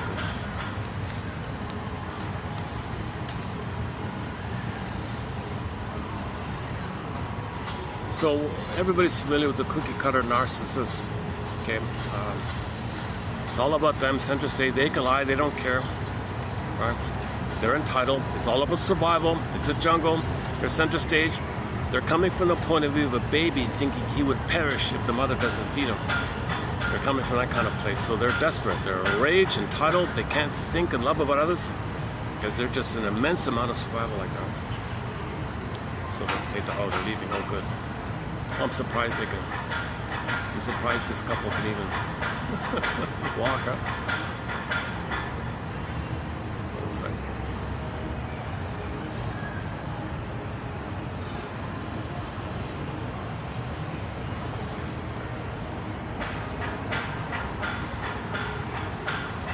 Well, they're walking normally, fairly normal. Maybe it's from somewhere else. I don't know. Or maybe it's not even them. Maybe it's from someone else. Somewhere else. I don't know. Okay. Okay. This is just on the lighter side here. Just some loose miscellaneous quotes from famous people, people like Spinoza and so on. Or the one from Gibran. Without the body, the soul is nothing but empty wind. Man, oh man. So the soul needs the body. See, the soul wants to come back. Snow White, the princess, wants to come in. That's your soul. We live in our soul castle. We want to be in our body. That's what it's talking about. Whatever is received is received according to the nature of the recipient. Aquinas, huh? It's not perception, right? All right. Riches, fame, and pleasure.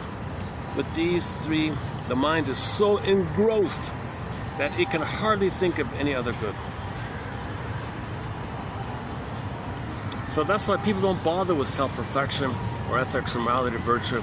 If they're flooded with money, they're so distracted.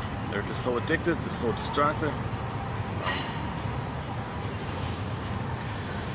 There's an immense amount of wealth all over the place, and you don't see anyone really participating in self-awareness. Very, very, very limited. In fact, they might even squelch it because they feel guilty or something. Diseases of the mind impair the power of the body. So look at that. This is a quote from 2 or 3,000 years ago. Louis Serretius or something. Diseases of the mind impair the power of the body. See, there's a connection. People were aware of the mind-body link. Okay, problem with your memories. We suffer from these memories, traumatic memories. We suffer from these memories in the mind like that. It affects the body.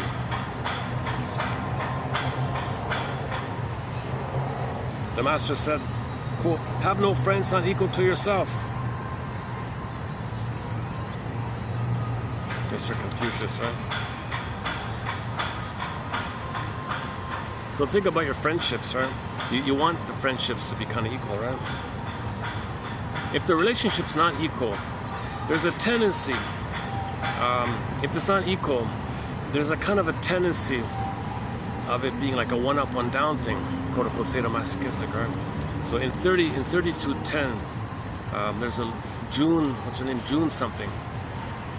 She said when you don't have the mutuality, it tends to be one is hurting the other, that's masochistic, the one is this kind of thing. See, so even Confucius way back then, 3,000 years ago, was saying, you want healthy relationships. You want to have that kind of feeling-to-feeling reciprocity, kind of person-to-person relating. So there was a recognition of person-to-person relating back then. Here's a headline from a tabloid. When Marilyn Monroe married some playwright kind of guy. It says in 3 words, egghead, wed, hourglass. On marriage of playwright Arthur Miller to Marilyn Monroe. Egghead, wed, hourglass. So he was a narcissistic, selfish, cold. Marilyn Monroe had the worst choice. She has such a terrible choice in men, my goodness. Okay, we talked about her from the book Hollywood on the Couch, that whole story about her. Is that it?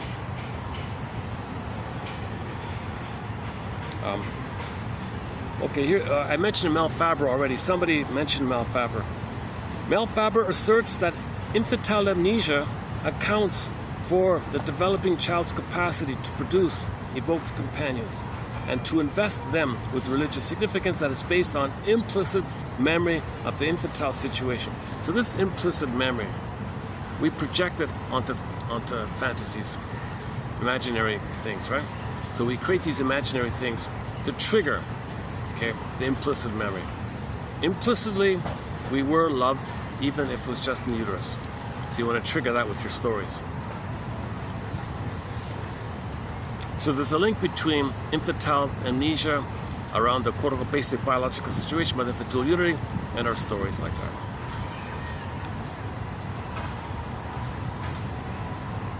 And if you don't put these fairy tales, myths, okay, jargon, New Age jargon, if you only focus on these vague kind of terms, okay, that's a defense against deeper inquiry.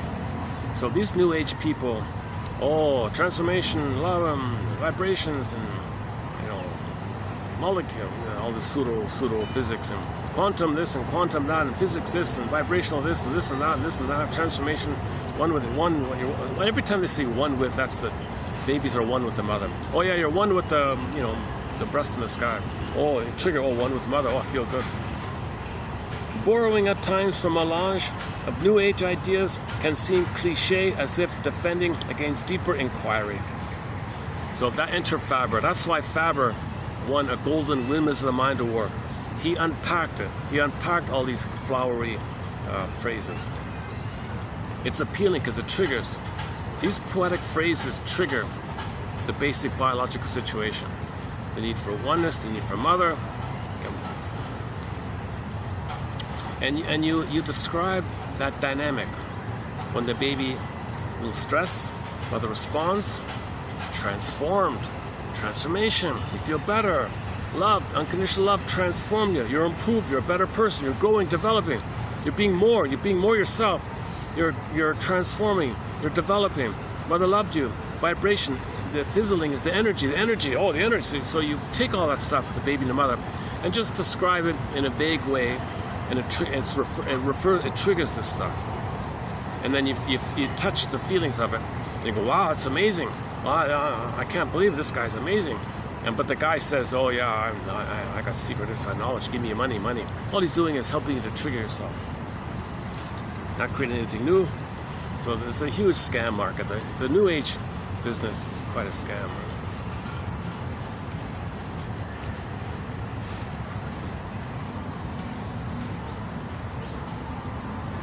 Is that it? Okay, that's it. Oh, hang on. Oh, one more here. Oh, last one. All right. And this is from the TV show The Twilight Zone I talked about. Quote: "Man, oh man, Mr. Bell, you've been taking a dirty rap for too long. You slept with it. You sleep with it. You slept with it. It's kind of like this weight around you. It's like this albatross around you. Man, oh man." So this Bell guy in the Twilight Zone episode called The 30 Fathom Grave, he had a double guilt. The childhood guilt, which he carried, saved the mother in pain, mother didn't love me, he's guilty. Babies feel guilty when they feel responsible if mother doesn't love them. I'm wrong. They don't say mother's wrong, they say I'm wrong. That's already an albatross right from the beginning. And then when he was 20, due to misunderstanding, he had a huge guilt called survivor's guilt. It wasn't his fault, but he thought it. That was like another layer of it triggered the old guilt and the new guilt and all this guilt coming up. And then when he was 40, reminded of the 20-year-old thing, it came up in his head, almost having a psychotic break. He's one with the team, and they're all hearing what he's hearing. That's the knocking, the bell, the knock, the hammer idea, the hammer on the pipe idea. So it's a shared so they had a shared psychosis. Now, if you don't want to believe that, what Rod Sullivan did was, at the end of the episode, they said, "Oh, what's that knocking? You know what? It's very strange.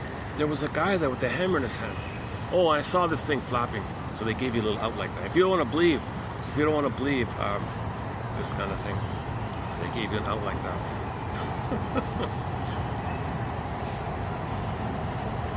I think it's, when couples are very close, they're very intimate together, they might pick up stuff from each other. Like they might even, I think I had that once myself. I went to some free lecture or something. There was a refugee lady from Ethiopia or something. She was kind of ignored. I just said hello to her or something. And she had a real intense gleam, like a real bright, burning, gleaming look. Whoa! And I had a dream, like a nightmare from. I think I picked up something that's in her unconscious. Like I dreamt, like I go, whoa! Is that what she saw in her country? Holy crap! So when something's really intense, other people can pick it up. I think that's the one moment I had of that kind. That's the one time I had a moment like that. She's from a war. Her country was plundered and pillaged, and all these people perished and all that. So she managed to escape or something. But she was a traumatized, frozen, staring. She was a frozen character like that. I was puzzled because she wouldn't participate with the lecture, she's just daydreaming in space or something. So I just sat beside her for a minute. How you doing? Are you okay? She stared at me and, oh, wow. And that night, I dreamt something that shocked me. I was asking, is this something from TV I saw? Some horrible thing I saw on TV? Or was it from her? I couldn't tell. Or something in her triggered the thing I saw on TV. As a kid, I saw something terrible, I think. So I'm not sure what it was. It's directly from her, image in her unconscious, or something that she saw triggered a deeper thing that I saw earlier. Never figured it out. So the Twilight Zone, yeah, the 30 fathom grave.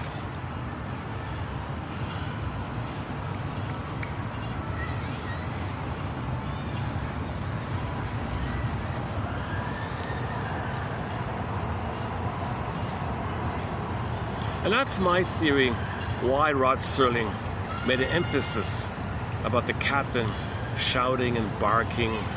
He was a bully. He wanted to control everybody. I run a tight ship, you know.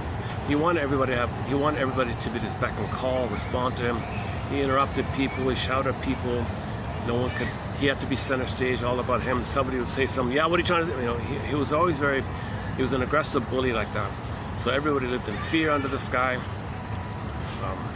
So I think I think they kind of wanted to give you a clue of why everybody was hearing Mr. Bell's knocking from his unconscious, because they had a group mind, a little bit like a group mind like that. Even the doctor couldn't figure it out. He wasn't a shrink on that episode.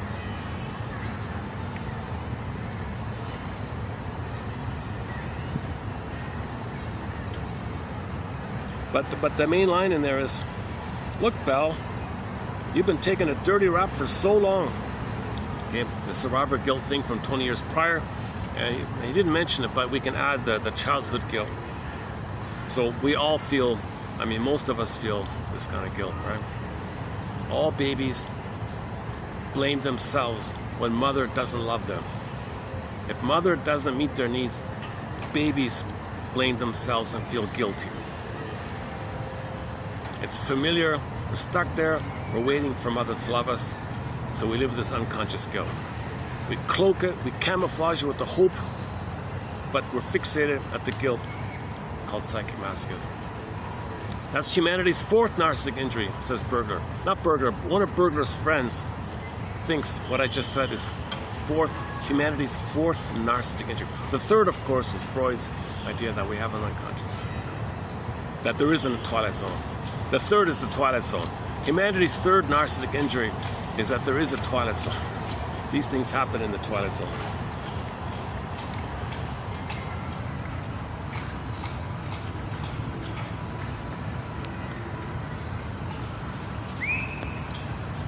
Yeah, why don't we maybe I'll just let the thing read it out. Let's see if it'll read out here. Also, I'll just take a little break here. Okay, I'm gonna let the phone read out the code 3209 here.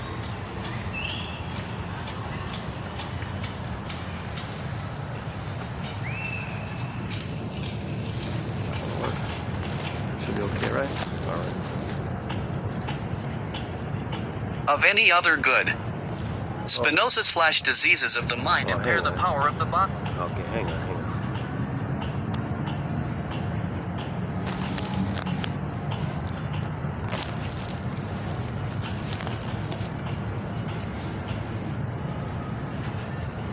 Oh, not this again.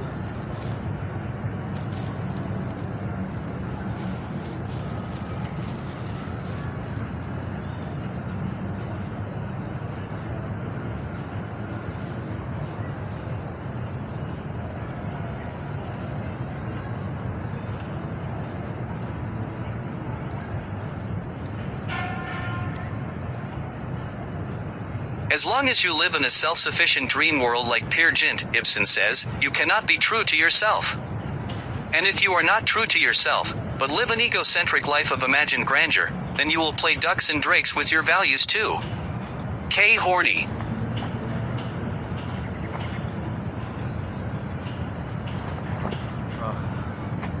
Just stopped, eh? Sometimes it reads it straight through, sometimes it just stops. Not sure why it's doing that. Horny. Horny. Come on. Her name is Horny.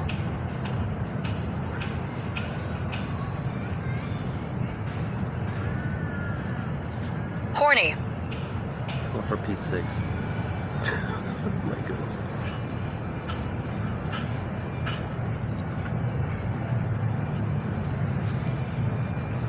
As long as you live in a self-sufficient dream world like Peer Gynt, Ibsen says, you cannot be true to yourself. And if you are not true to yourself, but live an egocentric life of imagined grandeur, then you will play ducks and drakes with your values too. Okay, Horny. Go on, go on. Stop. A gaffe occurs not when a politician lies, but when he tells the truth. Michael Kinsley / whatever is received according to the nature of the recipient. T. Aquinas / riches, fame, and pleasure. With these three, the mind is so engrossed that it can hardly think of any other good.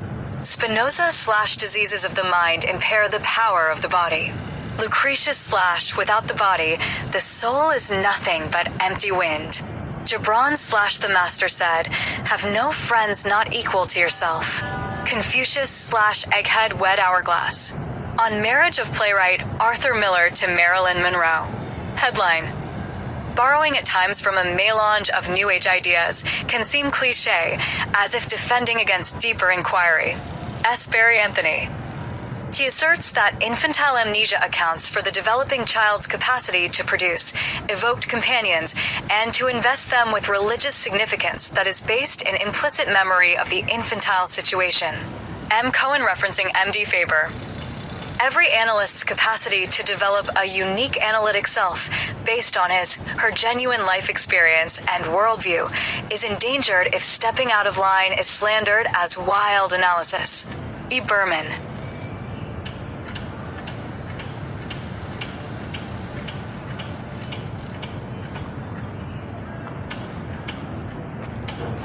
Go on, go on. Stopped again, eh?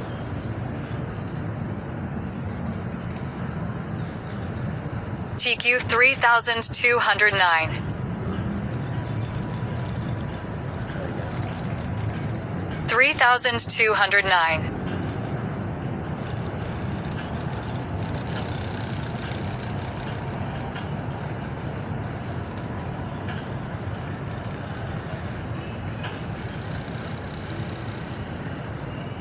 As long as you live in a self-sufficient dream world like Peer Gynt, Ibsen says, you cannot be true to yourself. And if you are not true to yourself, but live an egocentric life of imagined grandeur, then you will play ducks and drakes with your values too. K. Horny. Horny.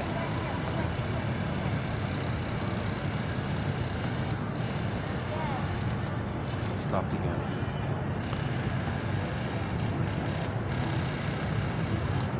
Is it just stalled or is it's just stopped?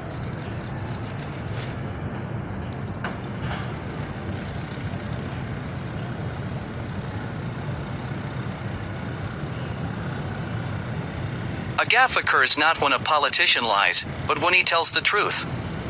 Michael Kinsley / whatever is received according to the nature of the recipient.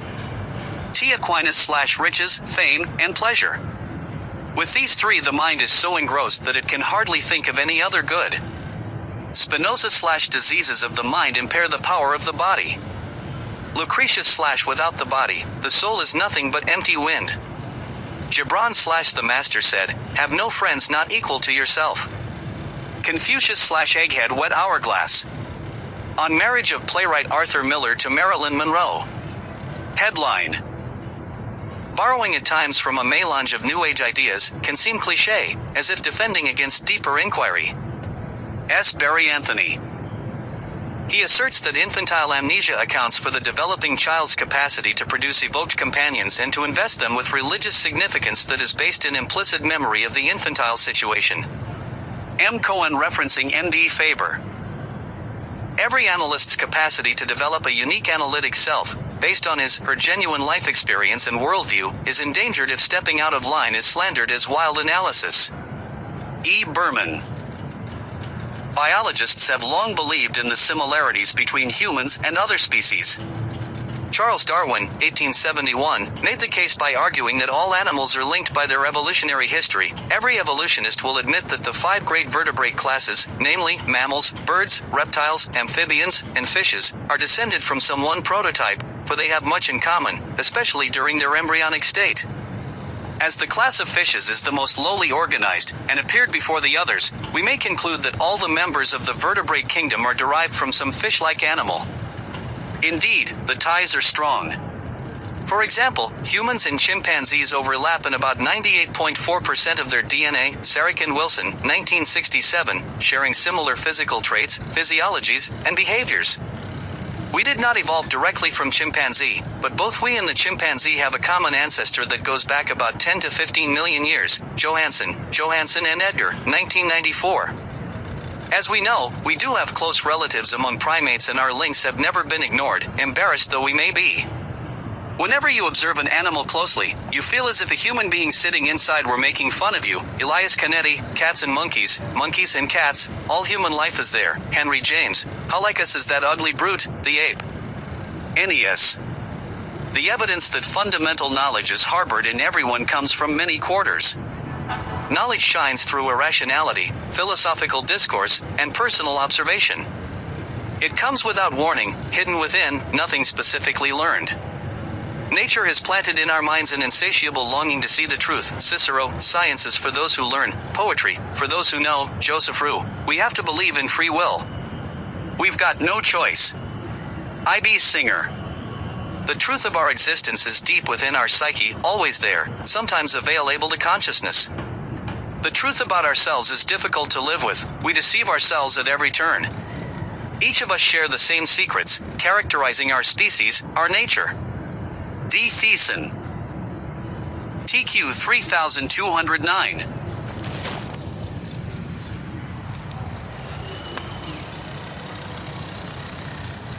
That last one. We're all humans. We're all traumatized humans. We all have the same brain, same biology, same unmet, same trauma, same patterns. Just study this stuff. Just study our traumatic patterns. Study myths and fairy tales.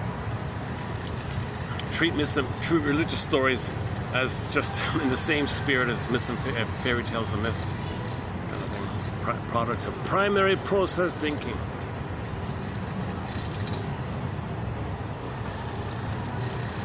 If you don't have an analytic back perception, then you're repeating. Plundering the planet for a quick buck. Devouring the planet as fast as we can. Play the song by Rick Emmett. Oh. Well, let me get. Oh, hang on. Hold on a second. People want to take a photo of this pyramid thing here. This. Oh.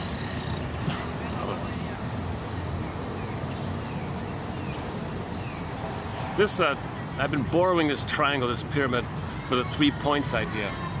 So the 3 points. So self-activation, that's the gold part. So when you come from your real self, the gold self, the self, okay, it's going to trigger abandonment depression, your path, which leads to defense. That's Masterson's axiom. The disorders of the self triad. Self-activation, okay, doing something real. Oh, it's going to bring up other points. So when you want to do something from the real self, you're going to be reminded of the pain, and when there's pain, you do something to bury the pain.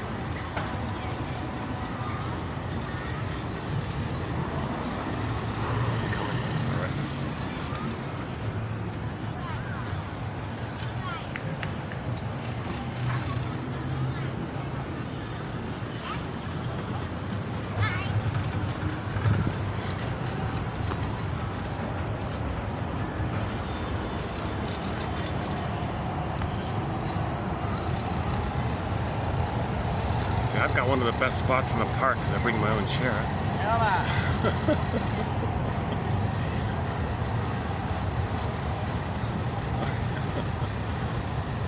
I'm surprised it hasn't really caught on. People are still lying on their blankets and things. It's a great, these folding chairs are great, man. These are great.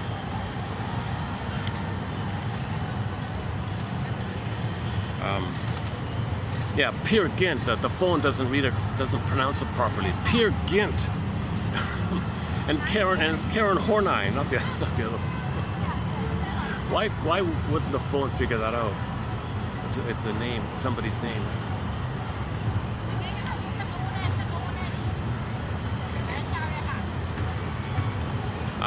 Karen Horney has an excellent book called Our Inner Conflicts. I think that's a good book. Her famous thing is her self-help for the general public of attachment trauma. Okay, if there isn't a safe attachment, okay, then you might still have a clinging, like kind of hope pleaser one. But if there's too much trauma, you might withdraw, so you move away from people. So the hopeful ones move towards people. Too pain, move away from people. And the third one is the very reactive one called against people. And the dissociation is another one. So people move towards, away, against like that. And it's considered neurotic because you're kind of set and stubborn in one way. Secure attachment means you can connect, okay, you can rest, withdraw as needed, connect, reach forward, reach back, and assert. It's not aggressive, but you can speak up for yourself, the assertion. 30, should I do 30-10? 30-10. Yeah, here it is here. When a quote-unquote love relationship is not loving, it is usually sadomasochistic. Yeah. So this woman wrote a book about dysfunctional relationships.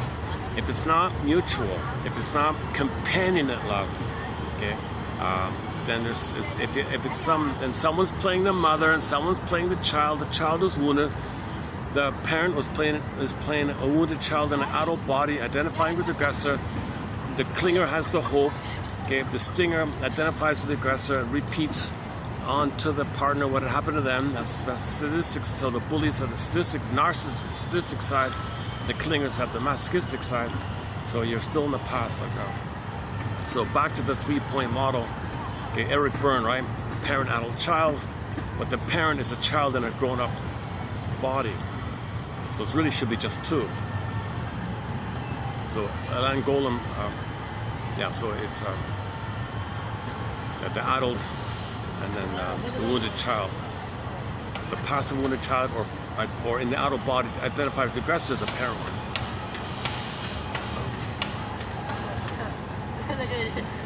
Alan Golem one is, Three Faces of Eve. 3 Faces of Eve. So in that film,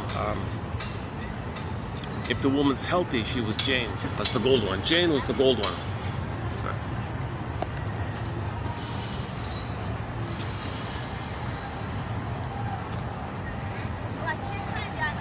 Things are really. Maybe I should move here.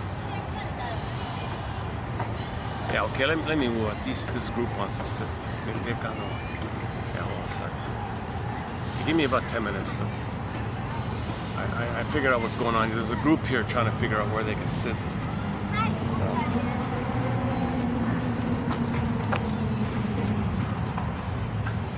Yeah, okay, hold on a second.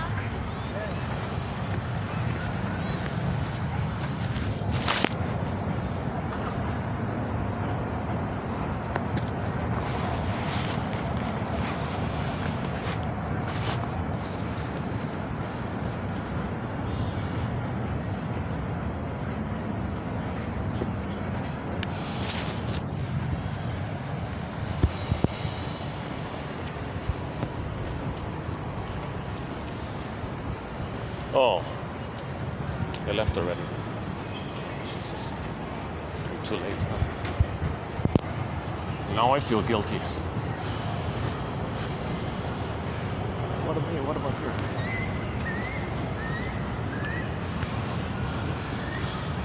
Oh no, that can't be. There's space right there. They could just sit there. Well, that can't be it. Oh, it's okay then. All right.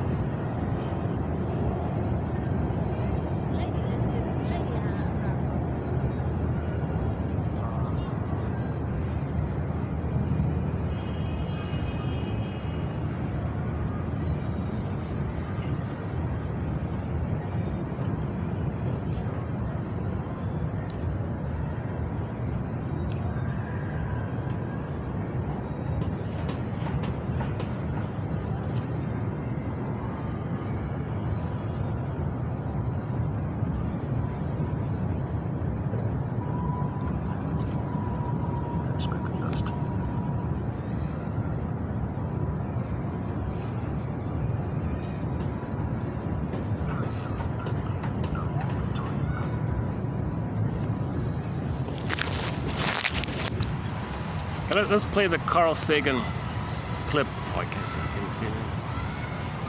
Let's play the Carl Sagan clip called A Reassuring Fable.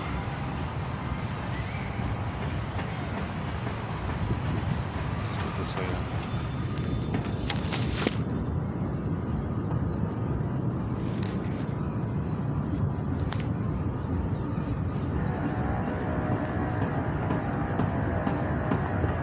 Consider again that pale blue dot we've been talking about. Imagine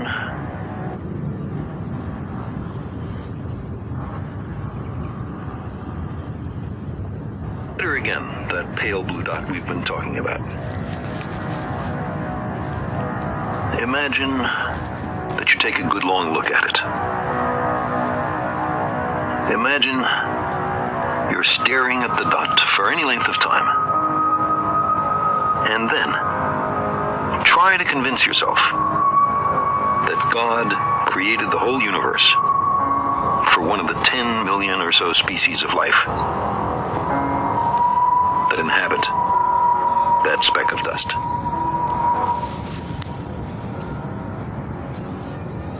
Now take it a step further. Hang on. Imagine that everything Is it coming across? Let's try this again. Let's do it this way. Alright, this should work, right? Here we go. Okay.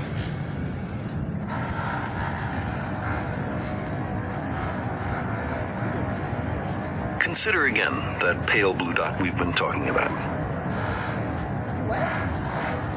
Imagine that you take a good long look at it.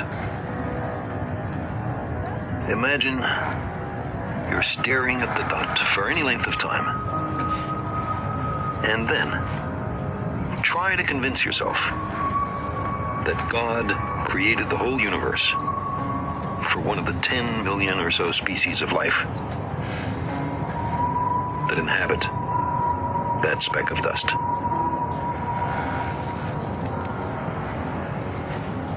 Now take it a step further. Imagine that everything was made just for a single shade of that species, or gender, or ethnic or religious subdivision. We can recognize here a shortcoming, in some circumstances serious, in our ability to understand the world. Characteristically, we seem compelled to project our own nature onto nature. Man, in his arrogance, thinks himself a great work, worthy of the interposition of a deity. Darwin wrote telegraphically in his notebook, more humble, and I think truer, to consider him created from animals. Close quote. We're Johnny-come-latelys. We live in the cosmic boondocks. We emerged from microbes and muck. Apes are our cousins. Our thoughts and feelings are not fully under our own control. And on top of all this, we're making a mess of our planet and becoming a danger to ourselves. The trapdoor beneath our feet swings open. We find ourselves in bottomless freefall. If it takes a little myth and ritual to get us through a night that seems endless, who among us cannot sympathize and understand? We long to be here for a purpose, even though, despite much self-deception, none is evident. The significance of our lives and our fragile planet is then determined only by our own wisdom and courage. We are the custodians of life's meaning. We long for a parent to care for us, to forgive us our errors, to save us from our childish mistakes. But knowledge is preferable to ignorance. Better by far to embrace the hard truth than a reassuring fable. Modern science has been a voyage into the unknown, with a lesson in humility waiting at every stop. Our common sense intuitions can be mistaken. Our preferences don't count. We do not live in a privileged reference frame. crave some cosmic purpose, then let us find ourselves a worthy goal.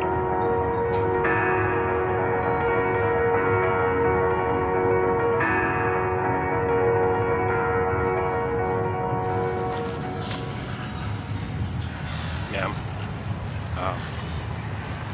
That's the one about the free will. You have no choice. You have to find conscious. You have to find consciousness. You have no choice.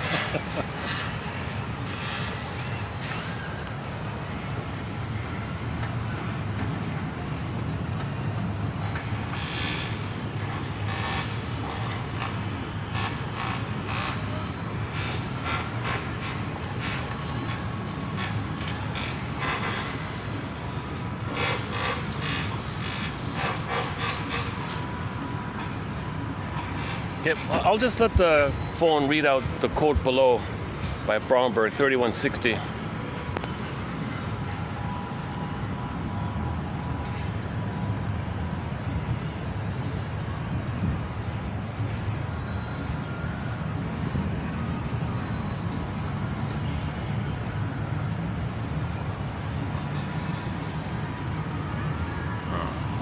In the Oops.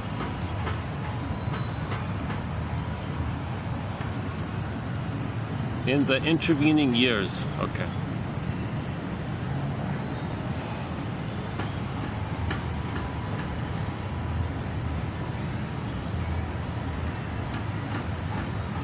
In the intervening years, the client has developed a repertoire of adaptive interpersonal strategies that have, as one of their purposes, the avoidance of strangeness, an avoidance that paradoxically leaves them haunted.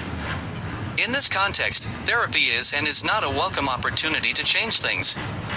Dynamically-oriented therapy, as Schecter observed, constitutes a radical rupturing of patterns of responsive interaction that have had their fundamental structuring way back in infancy, and, because of this link, some dissociated part of the client's self frequently experiences the analyst as an unfathomable stranger whom he dare not trust, page 27.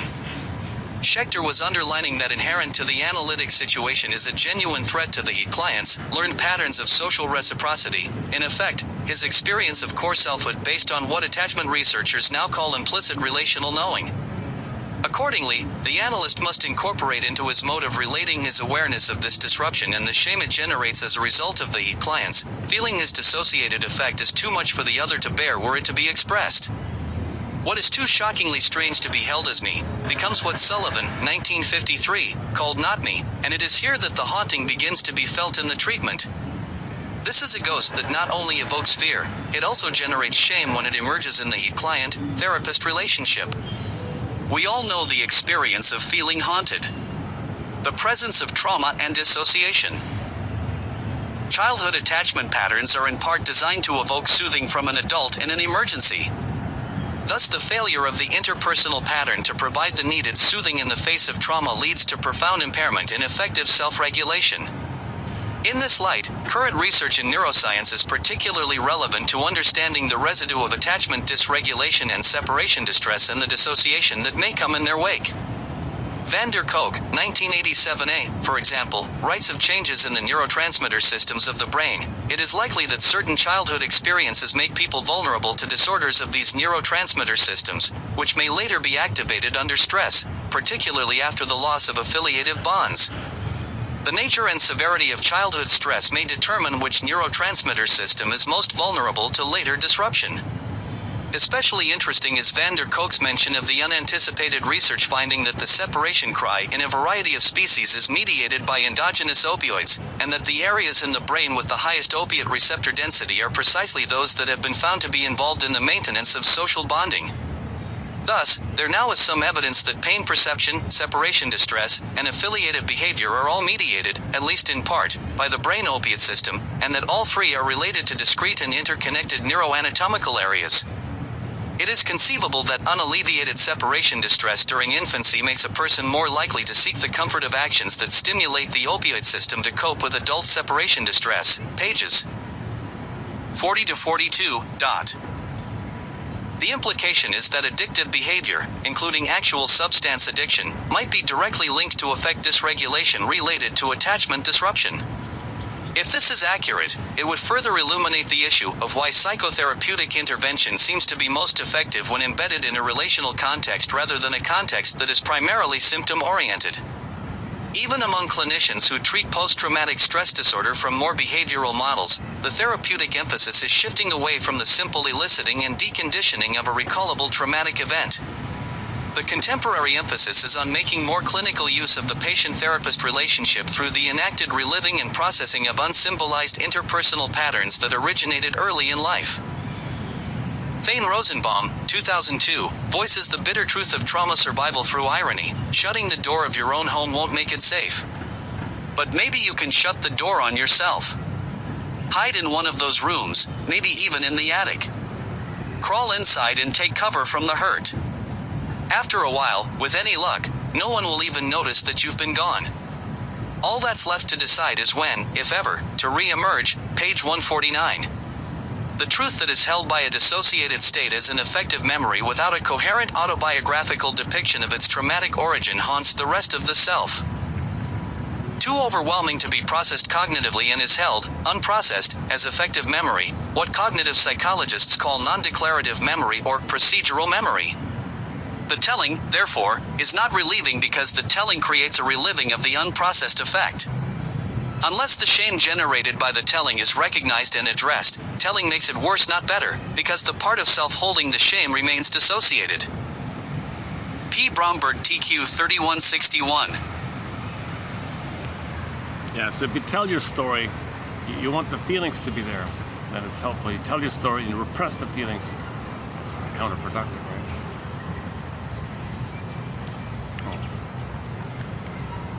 You know, I just discovered, I played the Nylons, a song sung by the Nylons, up on the roof a while ago. I just realized this morning, it's a cover. The singer Carole King originally wrote that in the 60s. So I thought just for fun I'd play that song. And when the song ends, we'll wrap it up for today here.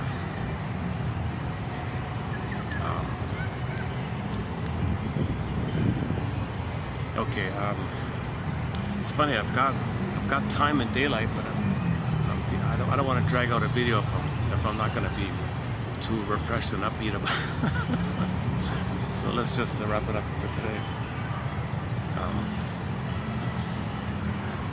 Man, oh man, check out the Janoff quotes in the collection. Just type in Janoff. A lot of great quotes from there. Masterson. You know, just type in a key word like guilt or religion or something, you get a lot of quotes. That's funny. There's some kind of irregularity with the search engine. Some things appear, some things don't appear. It might be like a sample. It might be like a sample.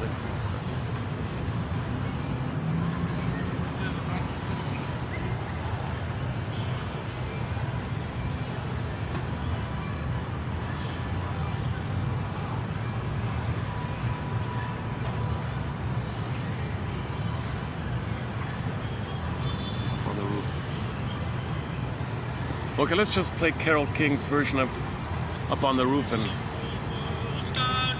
Oh, there's the Nylon, so hold on. This one here. Okay, for the love of narrative medicine, we'll see you in the next video. We'll continue our discussion. Thanks very much. May the psychoanalytic force be with you. In this old world never shone for free. Again. When this Hold on. Let's try again.